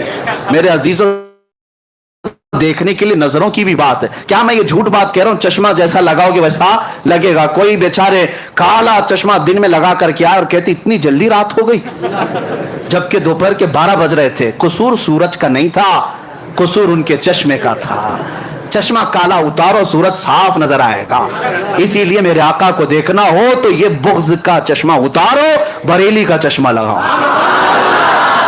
عشق مصطفیٰ کا چشمہ لگاؤ, پھر دیکھو مقام مصطفیٰ نظر آئے گا. تم ادھر ادھر کی کہتے رہو گے حضور کو یہ نظر نہیں آتا, وہ نظر نہیں آتا, یہ سب تمہارے چشمے کا قصور ہے. بریلی کا چشمہ لگاتے ہی زبان کہنے لگتی ہے سرور کہوں کہ مالک و مولا کہوں, باغ خلیل کا گل زیبا کہوں تجھے. حیران ہوں میرے شاہ میں کیا کیا کہوں تجھے, لیکن رضا نے ختم سخن اس پہ کر دیا, خالق کا بندہ خلق کا. نظروں کی بات ہے, نظروں کی بات ہے. منکرین کا کوئی علاج نہیں ہے میرے عزیزوں.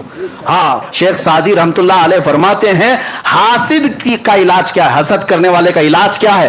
شیخ سعدی سے پوچھا گیا سب کا علاج کچھ نہ کچھ ہے, کوئی دوا ہے, کوئی نسخہ ہے, کوئی تربیت ہے. شیخ سعدی سے پوچھا گیا حاسد کا علاج کیا ہے. فرماتے حاسد کا علاج یہ کہ مر جائے, موت ہی علاج ہے. مرنے سے پہلے تک وہ سدھرے گا نہیں. ہاں, موت علاج ہے, اس سے پہلے اس عادت سے چھٹکارا ممکن نہیں ہے. اب سنو, حضور پاک صلی اللہ تعالی علیہ وسلم نے بیت المقدس کے پورے مناظر بتا دی. اب مکہ کے کچھ کفار آئے اور کہا اچھا آپ بیت المقدس تک گئے, کہاں سے گئے؟ مسجد حرم سے بیت المقدس تک گئے. اب سنیے, ان لوگوں نے کہا کچھ ہمارے عرب کے قافلے بھی اس سفر پہ گئے ہیں, اس راستے سے کچھ قافلے بھی گئے ہیں. اب محمد عربی صلی اللہ علیہ وسلم آپ بتائیے کیا ان قافلوں میں سے کوئی قافلہ آپ کو نظر آیا؟ حضور پاک صلی اللہ علیہ وسلم نے فرمایا ہر قافلہ نظر آیا. فرماتے ہیں 3 قافلے گئے ہیں تمہارے یہاں سے, 3 قافلوں میں کون ہے, کتنے لوگ ہیں, وہ بھی حضور بتانے لگے. فرماتے ہیں میں جب مقام روحہ میں تھا تب پہلا قافلہ تمہارا ملا, پہلا قافلہ, اور حضور بتاتے ہیں اس کے ساتھ کیا کیا ہوا. تمہارا وہ قافلہ چل رہا تھا, ادھر ہی جا رہا تھا فلسطین کی طرف, لیکن ان کا ایک اونٹ گم ہو گیا تھا, ان کا ایک اونٹ گم ہو گیا اور وہ قافلہ رک گیا تھا.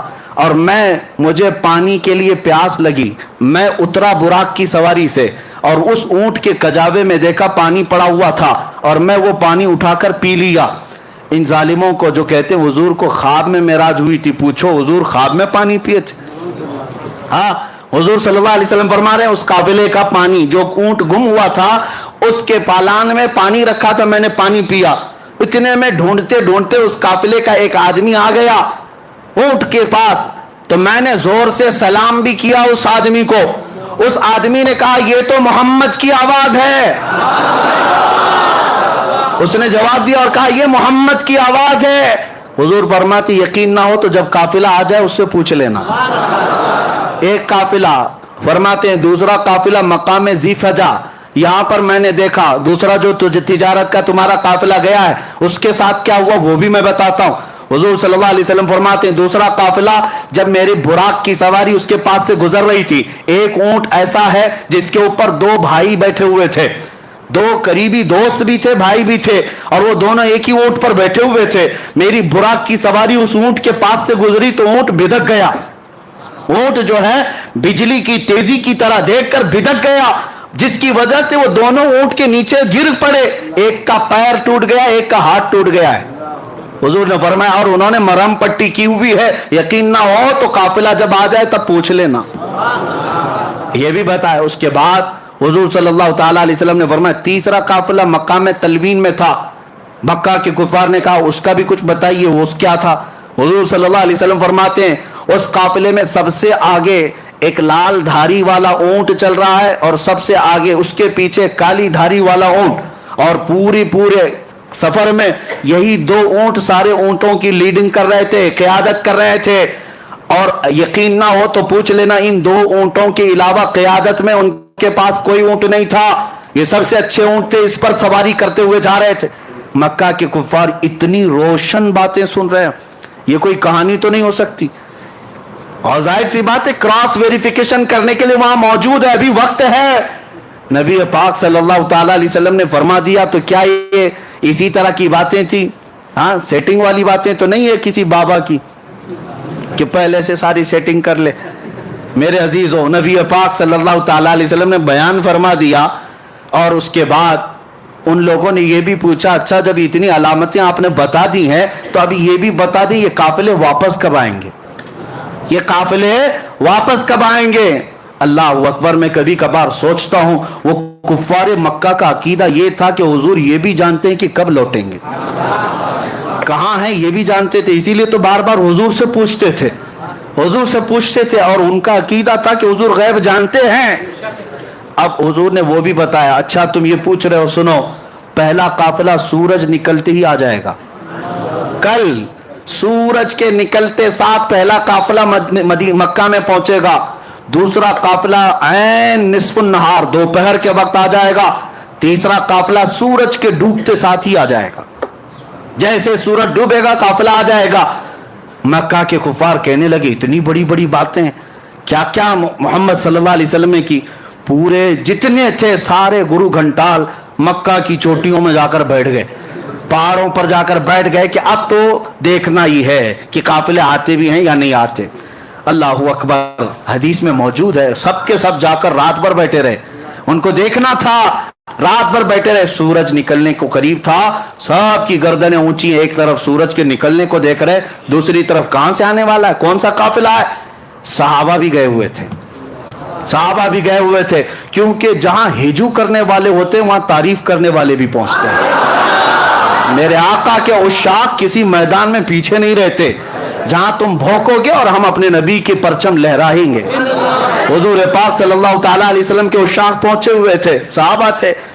اب سورج نکلنے لگا، سورج کی پہلی روشنی پڑی تو سب تو سورج کی طرف دیکھ رہے تھے، کسی کافر نے زور سے پکار کر کہا وہ دیکھو سورج طلوع ہو گیا۔ صحابہ نے، اس میں دوسرے ایک صحابی نے پکار کر کہا تو صرف سورج دیکھ رہا، وہ دیکھ اونٹ سے قافلہ بھی آ گیا۔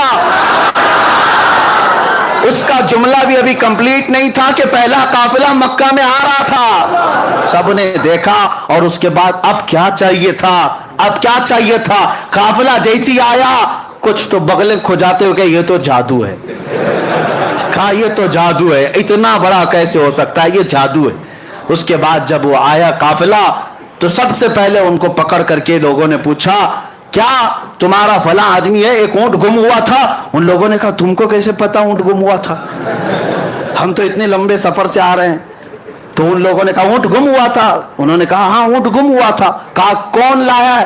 فلاں بندہ، اس کو حاضر کیا گیا، اس سے پوچھا گیا کیا تو اونٹ کو، گمشدہ اونٹ کو تو پایا تھا؟ کہا ہاں میں پایا تھا۔ اس وقت کچھ بات آئی تھی؟ اس نے کہا گزرتے ہوئے مجھے محمد کی آواز آئی تھی۔ اللہ اکبر، کفار کہنے لگی یہ تو جادو ہے، یہ تو جادو ہے، اور کیا کیا چاہیے، اور کیا کیا چاہیے۔ اینک جب تک نہ اترے گی کچھ نظر نہیں آتا، کچھ نظر نہیں آتا۔ اس کے بعد دوپہر تک انتظار کرتے رہے۔ دوسرا بھی دیکھتے ہیں میرے عزیزوں، ماننے والے کو صدیق ہی کافی ہے۔ جس کو ماننا تھا بغیر کچھ علامت کے، بغیر دلیل کے کہا یا رسول اللہ صدقت یا رسول اللہ، آپ نے جو کہا ہے اللہ کے حبیب سچ کہا ہے، سچ کہا ہے۔ ماننے والے کو سب حضور کا چہرہ ہی کافی ہے، حضور کی زبان ہی کافی ہے، لیکن دیکھنے والوں کو ابھی پیٹ بھرتا نہیں، اور دلیل چاہیے، اور دلیل چاہیے۔ دوپہر تک بیٹھے رہے، دوپہر ہونے کے بعد کہا دیکھتے ہیں قافلہ آتا ہے کہ این دوپہر ہوئی، دوسرا قافلہ بھی انٹر ہوا، اور جیسے ہی وہ قافلہ آیا گردنیں اونچی کر کر کے دیکھ رہے تھے قافلے میں آنے والا، ایک ہاتھ میں پٹی باندھا، دوسرا پیر میں پٹی باندھا۔ کہا محمد کا جادو ہے، نعوذ باللہ من ذالک۔ وہ بھی علامت نظر آ گئی، لیکن کچھ کو ماننا تھا مانے، اور کچھ جو ہے شام تک بیٹھیں گے۔ تیسرا بھی دکھتا ہے کہ نہیں، تیسرا قافلہ بھی آتا ہے کہ نہیں۔ اب میں آپ کو میرے مصطفیٰ کا معجزہ بتاؤں، حضور کی شان بھی بتاؤں۔ تیسرا قافلہ جس کے بارے میں میرے آقا نے بشارت دی تھی مکہ میں کہ تیسرا قافلہ جس کی قیادت ایک سرخ دھاری دار اونٹ اور ایک کالے دھاری دار اونٹ کر رہے ہیں، دونوں سب سے آگے چل رہے ہیں، واپس آئیں گے بھی تو وہی دو اونٹ سب سے آگے ہوں گے۔ اب یہ تیسرے قافلے کی اتنی واضح دلیل، اونٹ کبھی آگے ہو سکتا ہے کبھی پیچھے ہو سکتا ہے، حضور نے ایگزیکٹ کیسے بتایا ہے، اتنی پکی خبر۔ اسی لیے میں کہتا ہوں اوروں کی خبریں اور ہے، نبی الانبیاء کی خبر اور ہے۔ میرے عزیزو ایک بات کان کھول کر کے سن لینا، آسمان زمین پہ آ سکتا ہے، زمین آسمان پہ جا سکتی ہے، میرے مصطفیٰ کا قول جھوٹا نہیں ہو سکتا، رائی کے دانے کے برابر بھی غلط نہیں ہو سکتا، حضور نے جو فرمایا وہ حق ہے۔ تیسرے قافلے کے لیے شام ہو گئی، سورج ڈوبنے کو آ گیا، لیکن ہوا یہ کہ یہ تیسرے قافلے کا حال یہ تھا کہ ابھی مکہ سے کافی دور تھا اور راستہ بھٹک گیا، مکہ نہیں پہنچ سکتا تھا۔ یعنی یوں سمجھ لو کہ سورج ڈوبنے میں 5 منٹ رہ گئے اور قافلے کو پہنچنے میں ابھی 25-30 کلومیٹر باقی ہے۔ آج کے زمانے میں 25-30 کلومیٹر 5 منٹ میں نہیں طے کر سکتے، اونٹ کیسے طے کرتے؟ اتنا ہی باقی رہ گیا اور اونٹ وہ قافلہ راستہ بھٹک گیا۔ حضور پاک صلی اللہ تعالی علیہ وسلم مکہ میں ہیں لیکن مطمئن ہیں، پرسکون ہیں، اس لیے کہ قافلے کے بارے میں حضور نے بشارت دے دی۔ اس کے بعد صحابہ کرام کی زبانی سنو، ادھر سورج ڈوبنے کو ہے اور قافلہ نہیں آیا، اب کیا ہوگا؟ حضور پاک صلی اللہ علیہ وسلم نے بشارت دی، حضور نے فرمایا رب کا حکم ہے سورج کو کہ اس وقت تک نہیں ڈوبے گا جب تک قافلہ نہیں آئے۔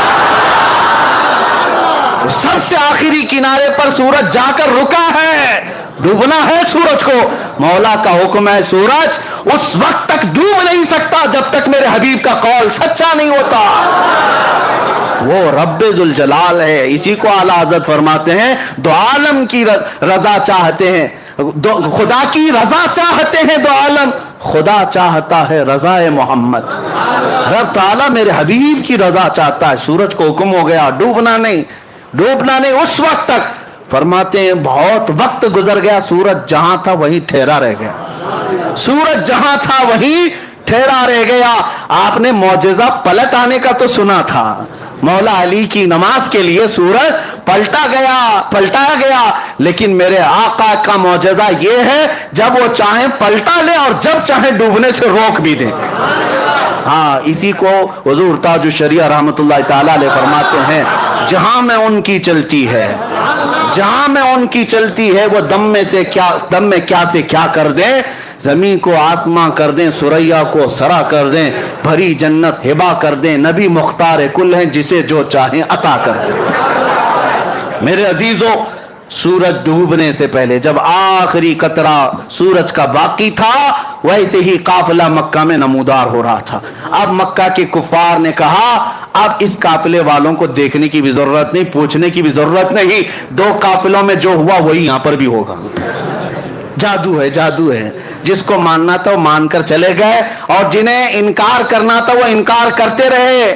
اور میں آپ کو بتاتا ہوں ہماری ایسی ہزاروں تقریریں ہوتی رہیں گی، ہم سے اچھے علماء بڑے بڑے فقہاء بیان کرتے رہیں گے، لیکن میں جانتا ہوں ہمارے سنیوں کو آیت جب پڑھتے ہیں تبھی پورا معراج کا واقعہ معلوم ہے۔ جب خطیب کہتا ہے سبحان الذی اسریٰ بعبدہ، آیت پتہ ہے نا، سبحان الذی اسریٰ بعبدہ، جیسی خطیب یہ آیت پڑھتا ہے ہر سنی کو پتہ ہے معراج کا پورا واقعہ بیان ہوگا۔ لیکن ہماری ہزاروں تقریریں ہو جائیں، کچھ لوگوں کو نہیں سمجھنا ہے، نہیں سمجھیں گے، چاہے ان کو آیتیں پڑھو چاہے حدیثیں پڑھو، ان کو نہیں ماننا ہے۔ کیوں؟ کالا چشمہ جو لگا ہوا ہے، اللہ کرے کہ وہ چشمہ اتر جائے اور عشق مصطفیٰ کا چشمہ لگائے۔ ہاں میرے عزیزو، یہ چشمے کی بات نہیں کر رہا ہوں، وہ چشمہ ہی کچھ اور ہے۔ اب سنیے بات میں یہ کہہ رہا تھا، اب اتنا ہی نہیں، اب ایک اور عظیم نقطہ میں بتاؤں۔ ابو سفیان ابھی ایمان لائے ہوئے نہیں تھے، کافروں میں، یہ روم گئے تھے، ملک روم، وہاں کا بادشاہ عیسائی تھا، عیسائی بادشاہ ہے، اور اس کے دربار میں ابو سفیان کیا شکایتیں لے کر گئے تھے اس وقت مکہ کے صحابہ اور حضور کے خلاف، بہت سارے سوالات۔ وہ وہاں کا عظیم الروم جس کو کہتے ہیں، اس نے پوچھتا تھا حضور صلی اللہ علیہ وسلم کے بارے میں، ابو سفیان کو سوال کرتا تھا، پہلے جس محمد کی تم برائی کر رہے ہو پہلے مجھے کچھ سوالوں کے جواب دے دو، پہلے یہ بتاؤ کیا وہ بادشاہوں کے خاندان میں ہے یا اپنے علاقے کے سب سے شریف خاندان میں. ابو سفیان کہتے میں چاہتا تو جھوٹ بولتا، لیکن وہاں صحابہ بھی تھے، سب لوگ کہتے کہ جھوٹا آدمی ہے، اور میں جھوٹا ہونا پسند نہیں کرتا تھا. کافر وہ اس وقت کفار مکہ میں سے کہا کہ نہیں، وہ بادشاہوں کے خاندان میں تو نہیں، لیکن مکہ کے سب سے شریف خاندان قریش میں. پھر بادشاہ نے پوچھا ان کے ماننے والے غریب ہیں کہ امیر ہیں؟ تو ابو سفیان نے کہا ان کے ماننے والے غریب ہیں. پھر اس نے پوچھا ان کے ساتھ جو جنگیں ہوتی ہیں کبھی شکست کبھی فتح ایسا ہے؟ تو سفیان نے کہا ہاں، کبھی شکست کبھی جیت. تقریباً 16-17 سوالات اس عظیم الروم بادشاہ نے، جو عیسائی تھا، اس نے کیا. اور اس کے بعد ابو سفیان سے وہ بادشاہ کہتا ہے جتنے میں نے سوالات کیے یہ سب پرانی کتابوں میں آخری نبی کی علامتیں بیان کی گئی، اور جو میں نے سوال کیا سب تو نے جواب دیا، یقیناً وہ آخری نبی ہے. ابو سفیان کہتے ہیں کہ میں تو گھبرا گیا، میں تو ان کو ڈیمیج کرنے آیا تھا، میں تو اس بادشاہ کے پاس عظیم الروم ہرقل کے پاس میں یہ کہنے آیا تھا کہ وہ سب سے برے لوگ ہیں اور وہاں مکہ میں فساد مچائے، لیکن اس کی تو بات ہی الگ.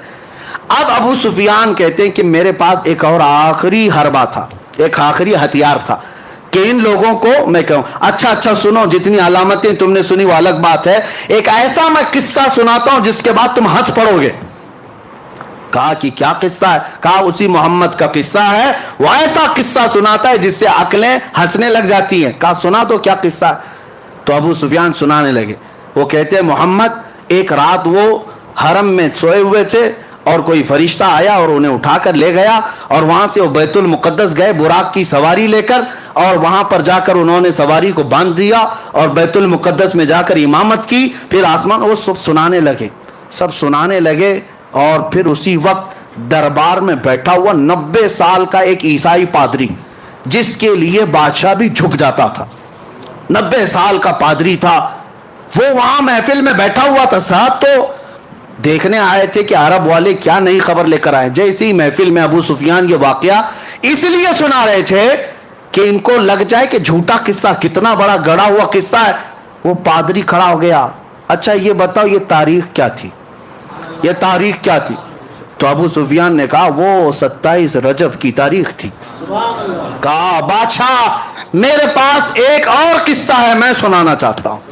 بادشاہ نے کہا کیا ہے؟ کہا اس کو اب اتنا قصہ روک دو. ابو سفیان نے سنایا.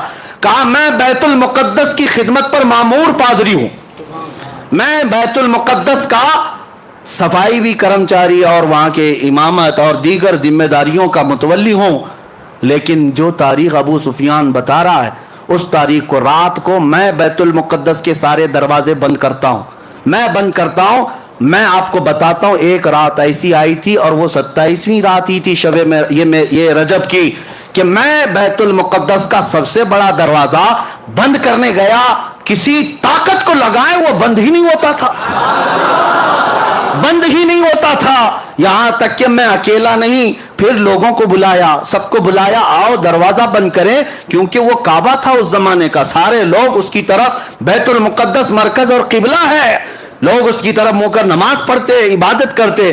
سب کو بلایا گیا، سبوں نے طاقت لگا دی، دروازے کو نہ ہلنا تھا نہ ہلا. وہ پادری کہتا ہے ایسی سخت بات اور تعجب کی بات اس سے پہلے میں دیکھا ہی نہیں. تو دروازہ بند نہیں ہوا. تو رات کو ہم سب نے یہ مشورہ کیا چلو اب تھک گئے سو جاتے ہیں، دیکھتے ہیں کل سب بیٹھ کر کے بڑے بڑے علماء کو بلائیں گے اور کیا ہوگا اس پر. وہ کہتا ہے وہ عالم تھا اس زمانے کا، 90 سال کی عمر ہو گئی. کہا میں جا کر سو گیا، سب چلے گئے سو گئے. صبح جب ہم اٹھ کر کے آئے تو دروازے کو ہلکا ہلانے سے ہی بند ہو گیا، دروازے کو صرف ہاتھ ہی لگایا تب بند ہو گیا. میں نے دیکھا یہ ماجرا کیا ہے، یہ ماجرا کیا، رات کو پوری طاقتوں سے بند نہیں ہوا. میں نے دیکھا کچھ الگ مسئلہ ہے. تو کہتا ہے اندر قدم رکھا تو بھینی بھینی خوشبو بھی آ رہی تھی، ماحول بدلا بدلا لگ رہا تھا. اور اس کے بعد میں نے نظر باہر ڈالی تو دیکھا پتھر میں سوراخ ہے، اور ایسا سوراخ ہے جیسے کسی گھوڑے کی رسی باندھی ہوئی ہے، رسی کا ٹکڑا ٹوٹا ہوا وہاں پر لگا ہوا ہے. میں نے دیکھا یہ تعجب کی بات کیا ہے. سارے علماء کو بلا کر پوچھا، سب اس گتھی کو سلجھانے سے رہ گئے. ہم عاجز تھے उस वक्त से गुत्थी सुलझ नहीं रही थी। अबू सुफियान तुम्हारा शुक्रिया, वो गुत्थी भी सुलझा दी। अल्लाह अकबर। अबू सुफियान मुंह लटका कहा मैं तो ये किस्सा इसलिए सुना रहा था कि मैं कह दूं कि सबसे झूठा किस्सा है। ये पादरी कैसा है कि कहता यही सबसे सच्चा किस्सा है, यही सबसे सच्चा किस्सा है। कहा यकीनन तुम जो कह रहे हो ऐसा हुआ होगा, इसलिए कि वो दरवाजा जो खुला था वो किसी और के लिए नहीं, मोहम्मद रसूलुल्लाह के लिए। खुद मेरे आका ने, मैंने मेराज का वाकया शुरू करते ही बताया था, हुजूर ने खुद फरमाया जब मैं बैतुल मुक़द्दस गया था तो दरवाजा खुला हुआ था। वो पादरी कहता है उस रात दरवाजा खुला ही रह गया। मेरे आका सल्लल्लाहु ताला अलैहि वसल्लम ने जितनी बातें बताई मिनोआन थी। अब जिसे मानना है माने, जिसे ना मानना है ना माने, लेकिन अब मैं चंद ही बातों के साथ अब अपनी गुफ्तगू को समेटता हूं। ये वक्त गुजरता जाएगा और मेराज का वाकया खत्म नहीं होगा। अब आप सोचें, वाकया सुनाने के लिए रातें ना काफी, लेकिन मेरे मुस्तफ़ा के लिए सफर कितना छोटा है। रब तबारक व तआला ने, यही आला हजरत फाजिल बरेलवी रदी अल्लाह तआला अन्हु के साथ हुआ कि आला हजरत बैठे हुए थे, एक साहब मोहसिन काकोरवी साहब एक कसीदा लिख करके लाए और कहा कि मैं मेराज का कसीदा लिख करके लाया। उसमें गंगा जल काशी मथुरा का जिक्र था।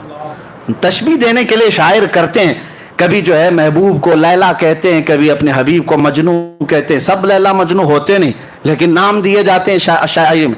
कभी जो है शराब का जिक्र होता है, मैं का जिक्र होता है। हकीकी ये धतूरा शराब नहीं होती, लेकिन शायर इस्तिआरा के तौर पर लेते हैं।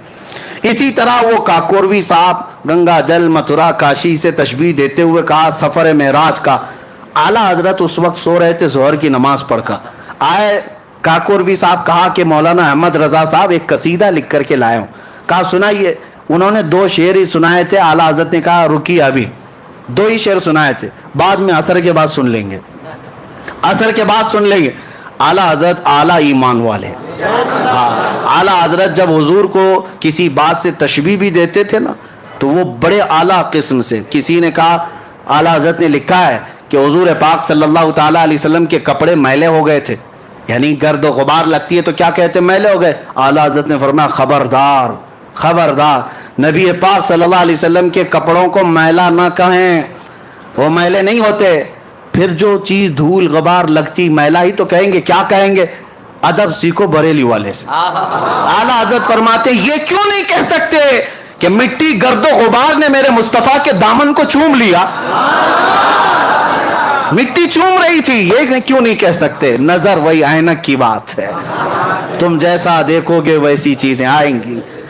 तो काकोरवी साहब ने कसीदे के 2 शेर ही सुनाए थे। आला हजरत ने कहा रुकिए, काशी गंगा जल बाद में सुनेंगे। असर की नमाज का वक्त हुआ, आला हजरत सुन्नत पढ़ने के लिए गए। सुन्नत और फर्ज के बीच में वक्त कितना होता है। सुन्नत और फर्ज के बीच में जो वक्त था जमात का, उसी में बैठ करके आला हजरत कसीदे मेराज खुद ही लिखने लग गए, हुजूर का सफर मेराज लिखने लग गए। अब सुनो, 1 शेर 2 शेर 3 शेर। असर की जमात से पहले पहले आला हजरत ने पूरे सफर मेराज के 168 अशार लिख दिए, 168 कसीदे मेराज पूरा लिख दिया। और उसके बाद नमाज पढ़ा करके आए। काकोरवी साहब ने कहा आपने कहा था हमारा कसीदा सुनने। आला हजरत ने कहा पहले हमारा सुन लीजिए, पहले हमारा सुन लीजिए। हमने क्या कहा आप सुनाइए। तो आला हजरत अर्ज करने लगे वो सरवरे किश्वरे रिसालत जो अर्श पर जलवगर हुए थे, नए निराले तरफ के सामा अरब के मेहमान के लिए थे। वहां फलक पर यहाँ जमीन पर मची थी शादी रची थी धूमें, यहाँ से अनवार उठते आते वहां से नफहात हंसते आते।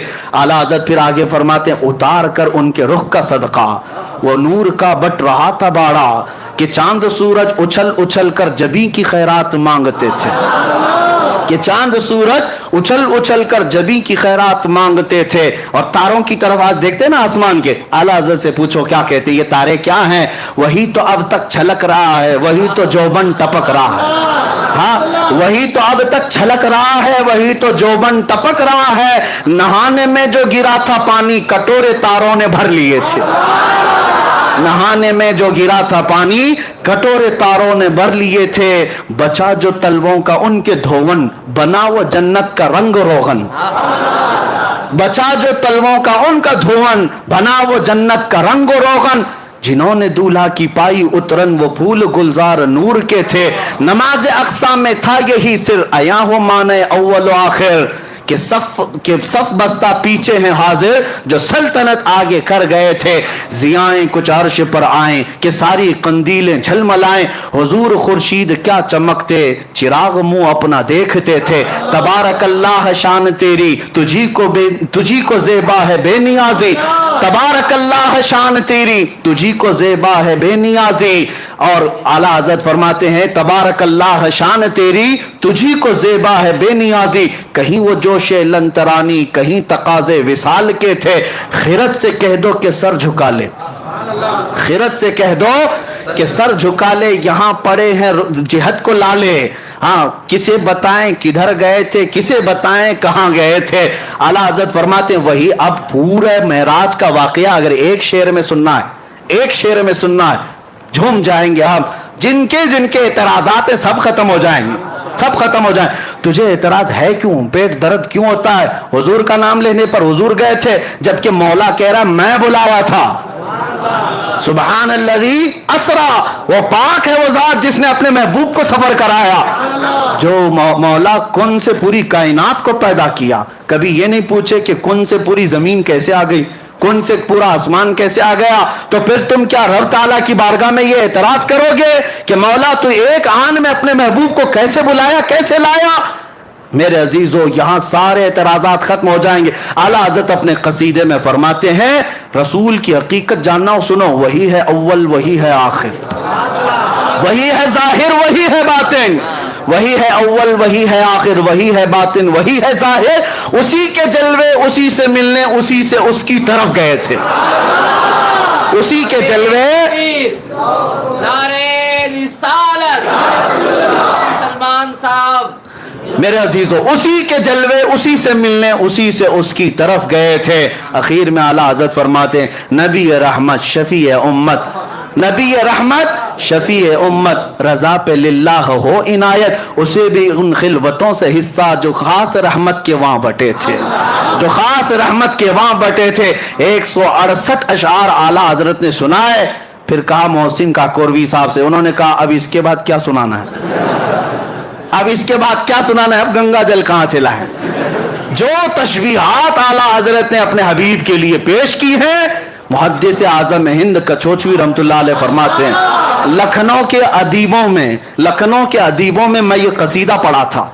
कौन कह रहे हैं? मुहद्दिस आज़म हिंद कचोचवी रहमतुल्लाह अलैह फरमाते हैं बड़े बड़े अदीब शायर बैठे हुए थे लखनऊ के, उनके बीच में आला हजरत का मैंने कसीदा पढ़ा, सब दम बखुद रह गए। और उसके बाद मैंने पूछा इस कसीदे की जुबान के बारे में क्या कहते हो? लखनऊ वालों ने एक ही बात कहा, ये तो रजा की जुबान कौसर और तस्नीम से धुली हुई लगती है,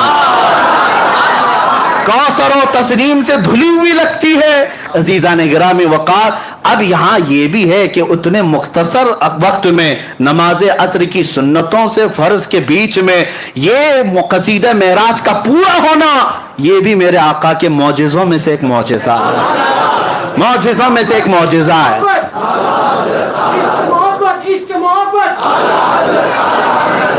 नारे तकबीर, नारे रिसालत, नारे तकबीर, नारे रिसालत। अब हम आते हैं साइंस की तरफ। साइंस क्या क्या एतराज़ात करता है, क्योंकि अब के ज़माने के लोग हर थ्योरी को साइंस पर परख कर ही देखना चाहते हैं। साइंस का हाल ये है, ये हवा से खमसा जो 5 चीजें, सुनने की ताकत, देखने की ताकत, चखने की ताकत, सूंघने की ताकत और पकड़ने की ताकत, ये 5 चीजें, इनको हवा से खमसा कहते हैं। इन पांचों के सामने जो चीज है साइंस उसी को मानती है, उसके अलावा नहीं मानती। अकल इनकी सिर्फ ये 5 चीजों के बीच में ही है। यानी चीज कोई भी आप बताओ साइंस को, उनका कहना है या तो वो पकड़ने में आना चाहिए, या तो देखने में आना चाहिए, या सुनने में आना चाहिए, या सूंघने में आना चाहिए, या चखने में आना चाहिए। इनमें से कोई चीज हो तो वो चीज है, नहीं तो चीज ही नहीं, साइंस के नजरिए है। लेकिन अब वाक़ई मेराज न पकड़ने में आएगा, ना सूंघने में आएगा, ना चखने में आएगा। अब अभी अगर सुनना चाहे तो सुनने में भी नहीं आएगा। कैसे? अब इस साइंस के एतबार से वो कहते हैं नामुमकिन है, नामुमकिन है। میرے عزیزوں میں آپ کو بتاتا ہوں، سائنس پہلے کچھ چیزیں ایجاد کرتی ہے اور اس کے بعد پھر خود ہی انکار بھی کرتی ہے، ان کے نظریے بدلتے جاتے ہیں۔ پہلے ڈاروین کا نظریہ تھا کہ انسان بندر سے پیدا ہوا، ہاں وہ بیچارے چلے گئے، اس کے بعد لوگ بدلتے گئے نظریے، ہاں وہ رہے ہوں گے، ہم تو نہیں۔ بندر ترقی کرتے کرتے انسان بن گیا، اور جو باقی بچے ہیں بندر، ان کا کیا قصور ہے؟ وہ کب بنیں گے؟ ہم تو ان کا بھی انتظار کر رہے ہیں، ان میں بھی کوئی بابو آ جائے۔ بندر ترقی کرتے کرتے انسان بن گئے، یہ ڈاروین کا نظریہ تھا، لیکن بعد میں اس نظریے کا انکار ہو گیا، اور اس کے بعد کئی نظریے آتے رہے، اور پھر یہ 20ویں صدی کے شروع میں 1906 میں غالباً البرٹ آئنسٹائن نے کئی نظریے پیش کیے۔ بڑا سائنٹسٹ ہے اور اس کے پیچھے پوری دنیا آج بھی بھاگتی ہے، اور ان کو ایسا لگتا ہے وہ جو بتا دے وہی سب ہے۔ دھوکہ بھی ہو سکتا ہے، اور ہر ترقی کے بعد پچھلی چیزیں چھوڑ دی جاتی ہیں۔ جیسے جیسے دنیا ترقی کرتی جاتی ہے، نئی نئی ایجادات معلوم ہوتی ہیں۔ پہلے دنیا یہ کہتی تھی کچھ چیزیں ایسی ہیں جو نہیں دکھتی تو اس کو ماننا بھی نہیں ہے، جو نہیں دکھتی اس کو ماننا بھی نہیں۔ بعد میں پھر سائنس نے جب ٹیلیسکوپ پیدا کیا، دور دیکھنے والی چیزیں، مائکروسکوپ پیدا کیا، خوردبین اور دوربین جس کو کہتے ہیں، اور اس کے بعد مائکرو ویو ڈیٹیکٹر جو شعاؤں کو بھی گرفتار کر کے لوگوں کے یعنی دکھا سکتا ہے۔ تو یہ سب جب مشینیں پیدا ہونے لگی تو سائنس کہنے لگا کچھ اور بھی چیزیں ہیں دنیا میں، یعنی ستاروں سے آگے جہاں اور بھی ہے، اب ماننے لگے اور آگے بڑھنے لگے۔ اور اس کے بعد میں کہتا ہوں عقل کے اندھوں کو جو میرے آقا صلی اللہ علیہ وسلم کے معراج کے سفر کے منکر ہیں، حضور کو یہ سفر کیوں دیا گیا تھا؟ یہ سائنس کے لیے ہی ہے، میں آپ کو بتاؤں۔ اس لیے کہ ہر نبی کو جو معجزہ دیا گیا ہے، اس زمانے کی جو سب سے اعلیٰ چیز تھی اسے چیلنج کرتے ہوئے معجزہ دیا گیا۔ اس زمانے کے جو لوگ سب سے بڑے ترقی یافتہ ہوتے تھے، ان کو چیلنج کرنے کے لیے نبی کو معجزہ دیا جاتا تھا۔ موسیٰ علیہ السلام کے زمانے میں جادو اپنے عروج پر تھا۔ موسیٰ علیہ السلام کو لکڑی کا عصا ایسا دیا گیا کہ زمین پر ڈالیں تو سانپ بن جائے، اور اس کے بعد اٹھا لیں تو پھر لکڑی بن جائے۔ جیب میں ہاتھ ڈال کر موسیٰ علیہ السلام نکالتے تو ہاتھ ایسا چمکتا کہ رات اجالی ہو جاتی۔ یہ دے بیسا، یہ دو معجزے تھے۔ اس زمانے کے جادوگر حیرت میں تھے، ایسا کیسے ہو سکتا ہے، کیونکہ وہ چھوٹی چھوٹی رسیوں سے وہ بھی سانپ بنا لیتے تھے۔ اب میں آپ کو بتا دوں معجزے اور جادو میں فرق کیا ہے۔ آپ سوچیں گے موسیٰ علیہ السلام کا مقابلہ فرعون کے جادوگروں کے ساتھ ہوا تھا۔ میں پوچھ رہا ہوں ٹائم کوئی مسئلہ تو نہیں ہے؟ ہاں، آج معراج کی شب ہے، کسی کو جانا ہے، میں پابند نہیں کرتا، جس کو جانا ہے وہ جا سکتے ہیں، جسے بیٹھنا ہے وہ بیٹھ سکتے ہیں۔ اللہ تبارک و تعالی رحم فرمائے۔ اب آپ کبھی یہ سوچتے ہیں کہ جادوگر وہاں پورے آئے تھے فرعون کے بلاوے پر، سب کو فرعون نے کہا تم اپنا دکھاؤ، موسیٰ اپنا دکھائیں گے، سبوں نے رسیاں زمین پر ڈال دی، چھوٹے چھوٹے سانپ بن گئے۔ موسیٰ علیہ السلام نے لکڑی ڈالی، بڑا اژدہا بن گیا، اور وہ اژدہا سارے سانپوں کو نگل گیا۔ جادوگر پھر دوسرے سانپ بنا لیتے، کیوں نہیں بنائے؟ بلکہ قرآن میں ہے قالوا آمنا برب موسیٰ و ہارون، سبوں نے پکار کر کہا موسیٰ و ہارون کے رب پر ہم ایمان لاتے ہیں۔ سارے جادوگر اتنی بات پر ہار گئے، ارے اور دکھاتے، اور کچھ دکھاتے۔ اب فرق میں آپ کو بتاتا ہوں، جادوگر جو دکھاتا ہے وہ جادو چیزوں کو بدلتا ہے۔ مثال کے طور پر ابھی یہاں بوٹل کوئی جادوگر اس طرح پھینک دیا اور آپ کو لگا پھول گر رہے ہیں، کرتے ہیں نا میجیشین، لیکن یہ ہوتا کیا ہے؟ وہ ہوتا یہ ہے کہ صرف نظروں کا دھوکہ، یعنی نظروں پر بندش ہو جاتی ہے۔ جادو کا کمال یہی، وہ چیز نہیں بدلتی۔ جادوگر دیکھ رہا ہوتا ہے یہ بوتل بوتل ہی ہے، لیکن لوگوں کو پھول دکھ رہی ہے۔ جادوگر کی نظروں میں چیز نہیں بدلتی۔ اب موسیٰ علیہ السلام کے مقابل میں جو جادوگر آئے تھے، رسیاں ڈالے تو صحیح، دنیا کو سانپ دکھ رہے تھے لیکن جادوگروں کو تو رسی دکھ رہی تھی۔ لیکن موسیٰ علیہ السلام جس لکڑی کو ڈالے تھے وہ حقیقت میں سانپ تھا، وہ حقیقت میں سانپ تھا۔ یہی فرق ہے، جادوگر نظر بندی کرتا ہے، نبی جو معجزہ دکھاتا ہے حقیقت بدل دیتا ہے، حقیقت بدل دیتا ہے۔ موسیٰ علیہ السلام کو ان کے زمانے کا بڑا چیلنج تھا جادو، اس سے بڑی چیز موسیٰ علیہ السلام کو دی گئی۔ عیسیٰ علیہ السلام کے زمانے میں یونان کے ڈاکٹر طبیب بڑے مشہور تھے، بیماروں کو صحیح کرنے میں ان کا کوئی مثال نہیں تھا، بڑی بڑی دوائیاں ایجاد کر چکے تھے۔ عیسیٰ علیہ السلام کو اللہ نے معجزہ کیا دیا؟ کوڑی کوڑ کے بیمار برس سفید داغ والا آج تک اس کا علاج نہیں. یونان کے لوگ اس وقت بڑی بڑی بیماریوں کا علاج ڈھونڈ لائے تھے, لیکن برس کی بیماری, سفید وائٹ داغ جو ہے, اس کا علاج آج بھی نہیں ہو پاتا. کوڑ کی بیماری اور برس کی بیماری والے پر عیسیٰ علیہ السلام صرف ہاتھ لگا دیتے, اسے شفا مل جاتی. مادر زاد اندھے جو پیدائشی اندھے ہیں, عیسیٰ علیہ السلام ان کے سر پر ہاتھ رکھتے, آنکھیں آ جاتی. مٹی کے پرندوں میں پھونک مارتے, وہ زندہ ہو کر اڑنے لگتے تھے. وہ عیسیٰ علیہ السلام کو ان کے زمانے کے جو چیلنجز تھے اس کے مطابق معجزہ دیا گیا. داؤد علیہ السلام کا زمانہ تھا, لوگ لوہے کی چیزیں بناتے تھے, الگ الگ نقشے بناتے.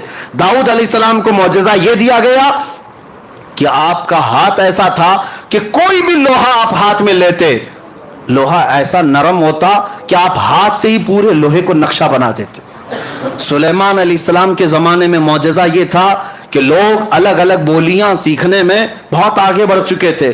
اللہ نے سلیمان علیہ السلام کو تو پرندوں کی بھی بولیاں سکھائی, ہر جانور اور ہر پرندے کی بولی سکھائی. کچھ مسئلہ ہے؟ ہر پرندے کی بولی سکھائی گئی. یہ سلیمان علیہ السلام کا معجزہ تھا. ہر نبی کو ان کے زمانے کے تقاضوں کے اعتبار سے معجزہ دیا گیا. اب سنیے توجہ کی بات. ہر زمانے میں اس نبی کے زمانے کے جو حالات تھے وہ معجزہ دیا گیا. موسیٰ علیہ السلام کو عصا کا معجزہ, عیسیٰ علیہ السلام کو شفا کا معجزہ, داؤد علیہ السلام کو لوہا نرم کرنے کا معجزہ, سلیمان علیہ السلام کو پرندوں کی بولی کا معجزہ. حضرت صالح علیہ السلام کو معجزہ دیا گیا, آپ نے لکڑی ماری, پتھر سے اونٹنی پیدا ہو گئی, پتھر سے اونٹنی پیدا ہو گئی. ان کے زمانے میں لوگ فخر کرتے تھے, ہم پہاڑوں کو تراش کر گھر بنا لیتے ہیں. صالح علیہ السلام نے فرمایا تم تو ہاتھوں سے صرف نقشے بنا کر گھر بناتے ہو, میں پتھر کو لکڑی ماروں تو اونٹنی پیدا ہو جائے. تو اس زمانے کے لوگوں کے سامنے جو نبی معجزہ دکھاتے تھے, کوئی بھی اس نبی کے معجزے تک نہیں پہنچ سکتا تھا, عقلیں عاجز ہو جاتی. ان کے زمانے کے جو جو چیلنجز تھے سب معجزے دیے گئے. اب توجہ, سید الانبیاء کی باری آئی, محمد الرسول اللہ کا زمانہ آیا. میرے آقا صلی اللہ علیہ وسلم کو کیا معجزہ دینا تھا, کون سا چیلنج تھا حضور کے زمانے کا؟ ظاہر سی بات ہے ہر زمانے کے جو جو تقاضے اسی اعتبار سے معجزے دیے گئے. رب ذوالجلال کے علم میں ہے, مولا کریم جانتا ہے میرا حبیب آخری نبی ہے. اب جو معجزہ دینا ہے وہ قیامت تک چلنا چاہیے. جو معجزہ ہوگا وہ قیامت تک پرانا بھی نہیں ہونا چاہیے.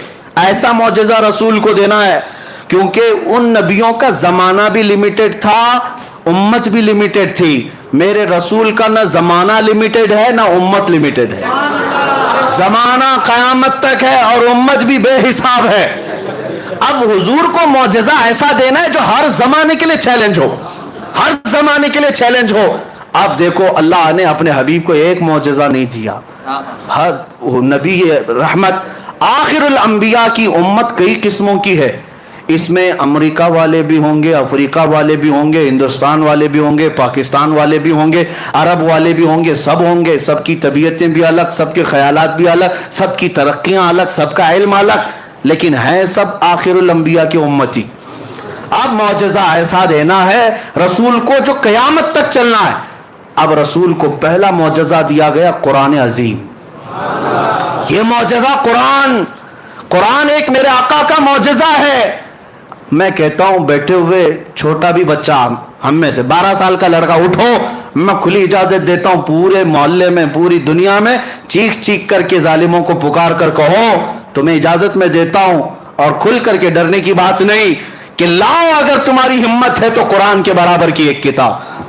کیونکہ یہ چیلنج قرآن میں آج تک چل رہا ہے, آج تک چل رہا ہے, اور ابھی تک کوئی دوسرا قرآن آیا نہیں آیا. جو لانے کی کوشش کر رہے تھے بیچارے چلے گئے, ہے بدلنے کی کوشش کی. ابھی 1 سال پہلے بیچارہ ایک رافضی کتا نکلا تھا اور کہا کہ قرآن میں سے میں 26 آیتیں نکال کر کے نیا قرآن بنا رہا ہوں. وہ پتہ نہیں کہاں ہے, قرآن کہاں گیا اس کا اور وہ کہاں گیا پتہ نہیں. نام بھی بدل گیا, دھرم بھی بدل گیا, بیوی بھی بھاگ گئی, بچے بھی بھاگ گئے, اور کہیں سڑک پر پڑے رہ گئے.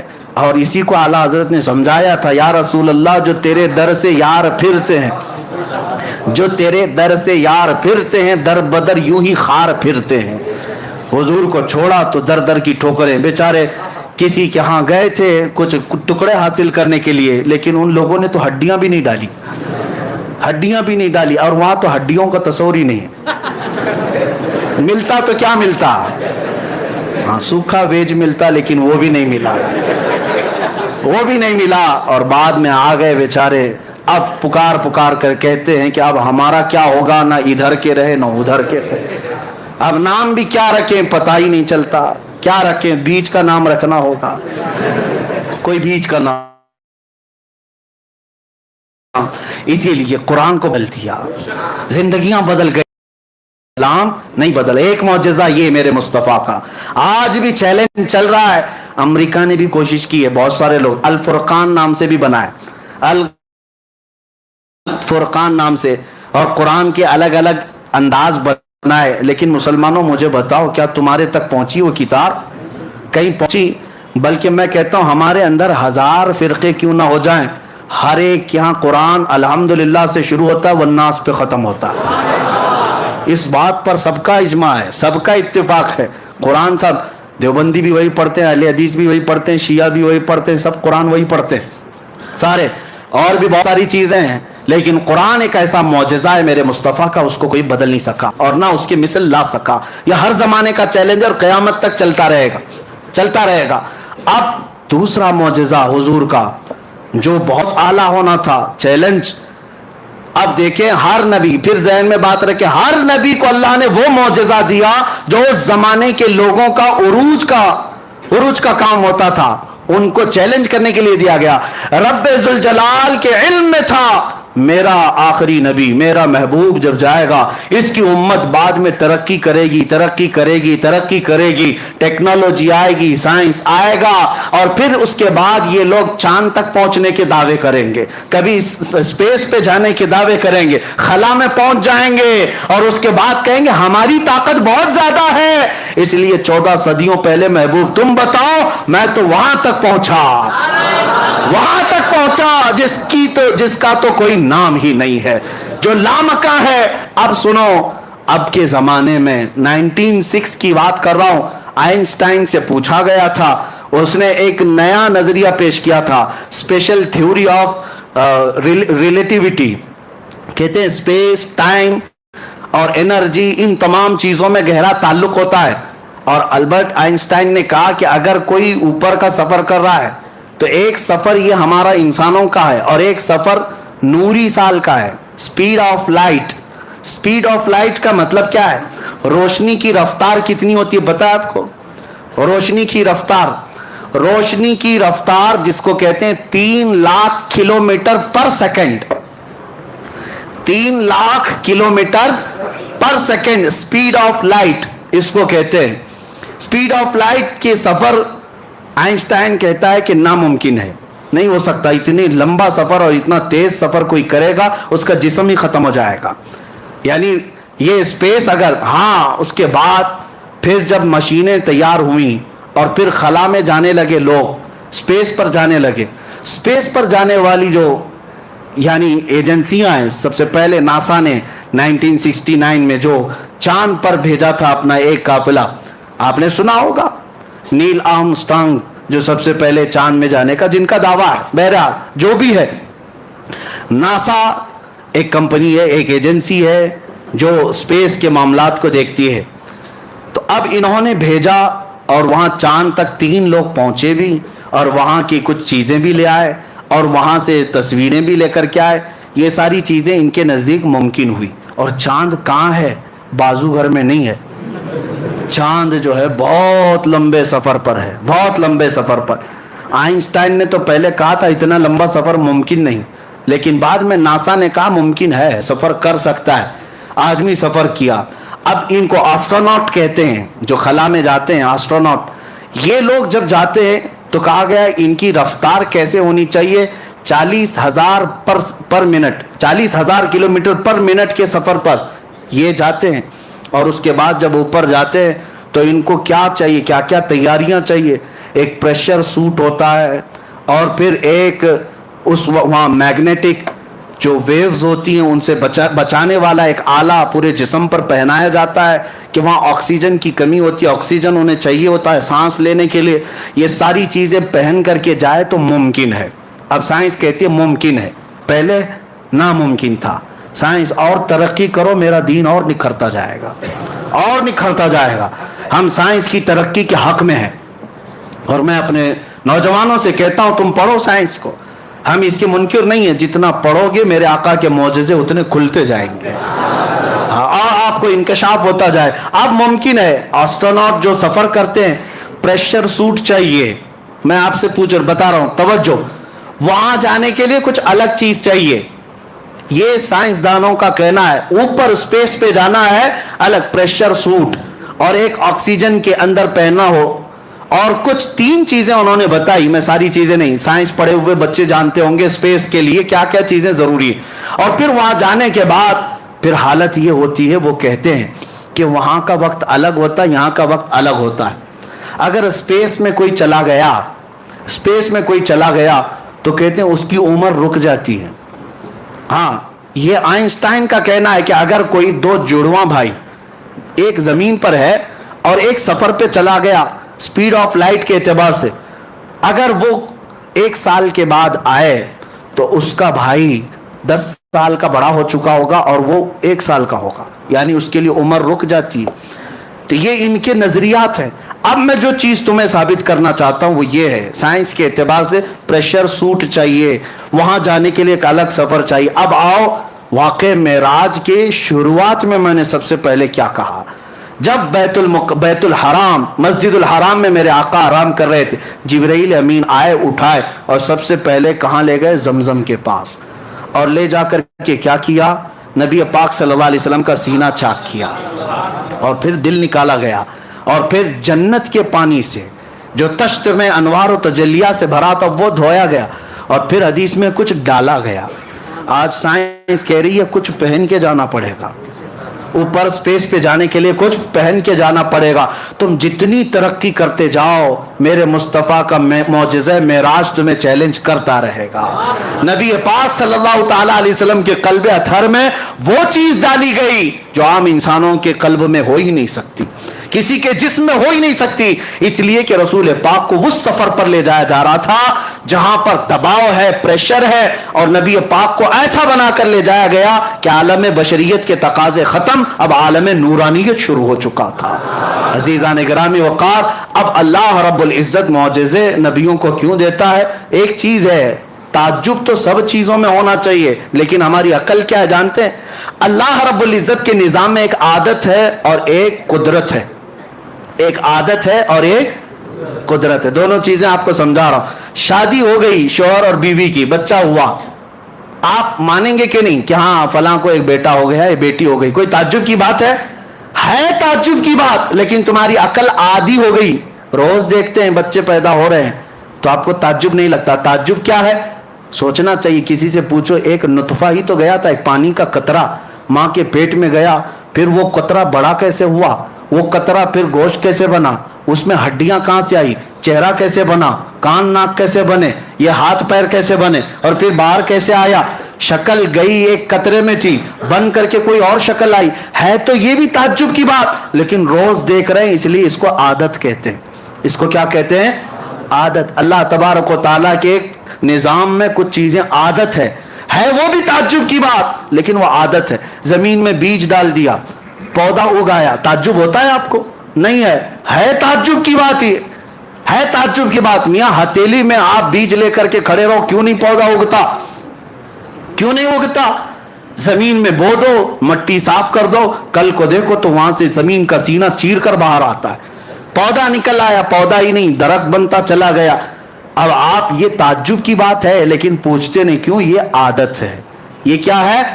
عادت ہے۔ آپ کبھی یہ نہیں پوچھتے کہ میں ایک روٹی کھایا تھا آٹے کی، ایک روٹی کھایا تھا آٹے کی، وہ تھی گیہوں کے آٹے کی، جو کے آٹے کی، کھایا تھا 4 ٹکڑے کر کے 5 ٹکڑے کر کے، لیکن جب اندر گئی تو بعد میں پتا چلا کہ کچھ حصہ گوشت بنا، کچھ حصہ خون بنا، کچھ حصہ منی بنا، کچھ حصہ پیپ بنا، اور کچھ حصہ فضلہ بن کر نکل گیا۔ ایک روٹی 5 چیزیں کیسے پیدا کر رہی؟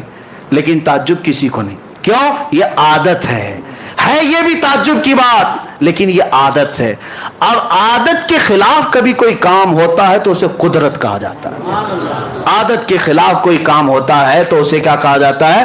कुदरत। अल्लाह रब्बुल इज्जत पूरे निजाम को हमेशा आदत से ही चलाता है। सब चीजें असबाब से होंगी, बच्चे माँ बाप से ही पैदा होंगे, शौहर बीवी होना चाहिए, यही आदत है। हाँ, यही आदत है। जमीन से ही सब्जा उगना चाहिए, यही आदत है। लेकिन मौला कभी कभार अपनी कुदरत को दिखाता है, कभी कुदरत को दिखाता है। तब दिखाना हो तो बगैर बाप के सिर्फ मरियम से ईसा को पैदा करता है। अकल कहती ये कैसे हो गया, ये कैसे हो गया? ये क्यों? इसलिए कि आदत नहीं, देखा नहीं था। ये क्या है? इसको क्या कहते हैं? कुदरत है। और अगर मौला ताला को ये आदत है, आदत तोड़ करके मौला इस कानून को तोड़ करके कुदरत दिखाता है, अपनी कुदरत दिखाता है। कभी रब ताला फरमाता है तुम तो इस बात पर ताज्जुब कर रहे हो कि बगैर बाप के ईसा कैसे पैदा हुए, वो मौला इससे बड़ी कुदरत तो आदम अलैहिस्सलाम में दिखाया। आदम अलैहिस्सलाम की ना बाप है ना माँ है, कोई नहीं, लेकिन अल्लाह ने मिट्टी से पैदा किया, ये कुदरत है। हर ऊंटनी कहां से पैदा होगी? बच्चा, ऊंटनी का बच्चा किससे पैदा होगा? ऊंटनी से ही पैदा होगा। लेकिन सालेह अलैहिस्सलाम एक पत्थर पर लकड़ी मारते हैं, पत्थर से ऊंटनी पैदा होगी। ये कैसे हो सकता है? ये क्या है? ये आदत नहीं, ये क्या है? कुदरत है, ये कुदरत है। अब सुनिए, अल्लाह तबारक व तआला के निजाम में आदत भी है और कुदरत भी है। कुदरत क्यों दिखाता है? मुनकिरीन को दिखाता है रब तबारक व तआला कि तुम हमेशा ये मत समझना कि अल्लाह जैसी आदत है वैसा करने पर मजबूर है। वो मजबूर नहीं, वो आदत और ये कानून को तोड़कर इसके खिलाफ अपनी कुदरत का भी इजहार फरमाता है। आप सुनो, हजरत उज़ैर अलैहिस्सलाम एक बार जा रहे थे, उनको एक बस्ती नजर आई जो उजड़ी हुई थी। पूछा है अल्लाह क्या इसको फिर तू दोबारा जिंदा फरमाएगा? उज़ैर अलैहिस्सलाम को अल्लाह ने सुला दिया, 100 साल के लिए सुलाया। 100 साल सोए रहे। अब मुझे बताओ, 100 साल के बाद जब उज़ैर अलैहिस्सलाम उठे तो उनका जिस्म भी सही सलामत है, सब कुछ सामान भी सलामत है, लेकिन उनको क्या लग रहा था? जमाना कुछ गुजरा ही नहीं, आधा दिन हुआ होगा। आम तौर पर 100 साल किसी के मर जाने के बाद जिस्म सड़ जाना चाहिए, गल जाना चाहिए, लेकिन अल्लाह ताला ने आदत के मुताबिक नहीं, या कुदरत का इजहार फरमाया। ये क्या है? ये कुदरत है। अब सुनिए, नबी को जो मौजज़ा दिया जाता है ये आदत नहीं होती, ये कुदरत का इजहार होता है। ये क्या होता है? कुदरत का इजहार। हैंड पाइप से जब आप चलाते हैं, पानी कहां से आता है? जमीन से आता है। ताज्जुब तो इसमें भी होना चाहिए, कैसे पानी आ रहा है, कैसे पानी आ रहा है? नीचे से पूरे प्रेशर के साथ पानी आता है, हैंड पाइप चला रहे हैं, लेकिन रोज देख रहे हैं, इसलिए ताज्जुब नहीं होता। अब मौला ताला जो दिखाता है वो क्या है? महबूब अपना हाथ रखो, उंगलियों से पानी जारी करो, उंगलियों के बीच से। अब ये क्या है? अल्लाह की कुदरत है, अल्लाह की कुदरत है। रोज सूरज का टाइम फिक्स है, रोज सूरज का टाइम फिक्स है, इतने बजे निकलेगा, इतने बजे डूबेगा। सबको आदत है। हालांकि ये भी सोचना चाहिए इसे निकालता कौन है, डुबाता कौन है? इसे निकालता कौन है, डुबाता कौन है? लेकिन कोई ताज्जुब करता नहीं है, कोई ताज्जुब नहीं करता। लेकिन अल्लाह रब्बुल इज्जत इसी आदत के निजाम को खत्म फरमाकर अपने महबूब को ये जलवा देता है, महबूब इशारा करो, डूबा हुआ सूरज निकल रहा है। ये क्या है? ये इसको क्या कहते हैं? कुदरत कहते हैं। आप सुनो, अल्लाह ताला की आदत के मुताबिक सफर भी जो है नॉर्मल होता है। कोई घोड़े से, कोई ऊंट से, कोई कार से, कोई ट्रेन से, कोई प्लेन से, सब सफर करते हैं। सबकी स्पीड अलग है, सबका अपना अपने रफ्तार और तेजी तय है, मुमकिन है, और सब फिक्स है। अगर रसूल भी वैसा ही सफर करते तो रसूल का कमाल क्या था? अगर हुजूर भी घोड़े का सफर करते, ऊंट का सफर करते, बरसों जाते, हुजूर का कमाल क्या था? सब मानते हैं हाँ ऐसा तो होता है, हम भी सफर करते हैं। हुजूर सल्लल्लाहु अलैहि वसल्लम उस वक्त अगर बैतुल मुकद्दस ही जाकर 1 घंटे में वापस आते, आज की कौम तो कहती है तो मुमकिन है, रॉकेट इतना तेज जाती है, रॉकेट इतना तेज जाती है। लेकिन रब ताला ने अपने हबीब के पास अपनी ऐसी कुदरत दिखाया कि अभी जमाना 1,00,000 साल भी चले, मेरे महबूब की रफ्तार को नहीं पहुंच सकता, रसूल की रफ्तार को نہیں پہنچ سکتا. اسی کو اب ہم ختم کرتے ہیں میرے عزیزوں. معراج کا فلسفہ حقیقت میں کوئی واقعہ، کوئی قصہ، کوئی کہانی نہیں، بلکہ میں کہتا ہوں یہ ایمان اور نفاق کو پہچاننے کی کسوٹی ہے. یہ نفاق اور ایمان کو پہچاننے کی کسوٹی ہے. اس لیے اللہ تبارک و تعالیٰ تمہیں یہ مجلس مبارک فرمائے کہ آج یہ جگمگاتے ہوئے چہرے اور یہ کھلکھلاتے ہوئے چہرے اور دلوں کے اندر یہ خوشی رکھتے ہوئے چہرے یہ کسی اور کے لیے نہیں، اپنے رسول کے لیے ہیں. ہم رسول پاک کے تذکرے پر خوش ہوتے ہیں، اور ہونا بھی چاہیے. جس سے محبت ہوتی ہے اس کے ذکر سے خوشی آ ہی جاتی ہے، اور جن کے تذکرے سے خوشی ہوتی ہے وہ جائیں ان کی محفلوں میں، ان کے جھنڈے اٹھاؤ، ان کے نعرے لگاؤ. ہمیں اس سے کوئی غرض نہیں. ہم کل بھی رسول اللہ کے تھے، آج بھی رسول اللہ کے. اور پھر ہم یہ کہتے ہیں بتلا دو گستاخ نبی کو غیرت سنی زندہ ہے، ان پہ مر مٹنے کا جذبہ کل بھی تھا، اور میرے نبی سے میرا رشتہ، لب پہ نعت پاک کا نغمہ، اپنا سب کچھ گنبد خضرا،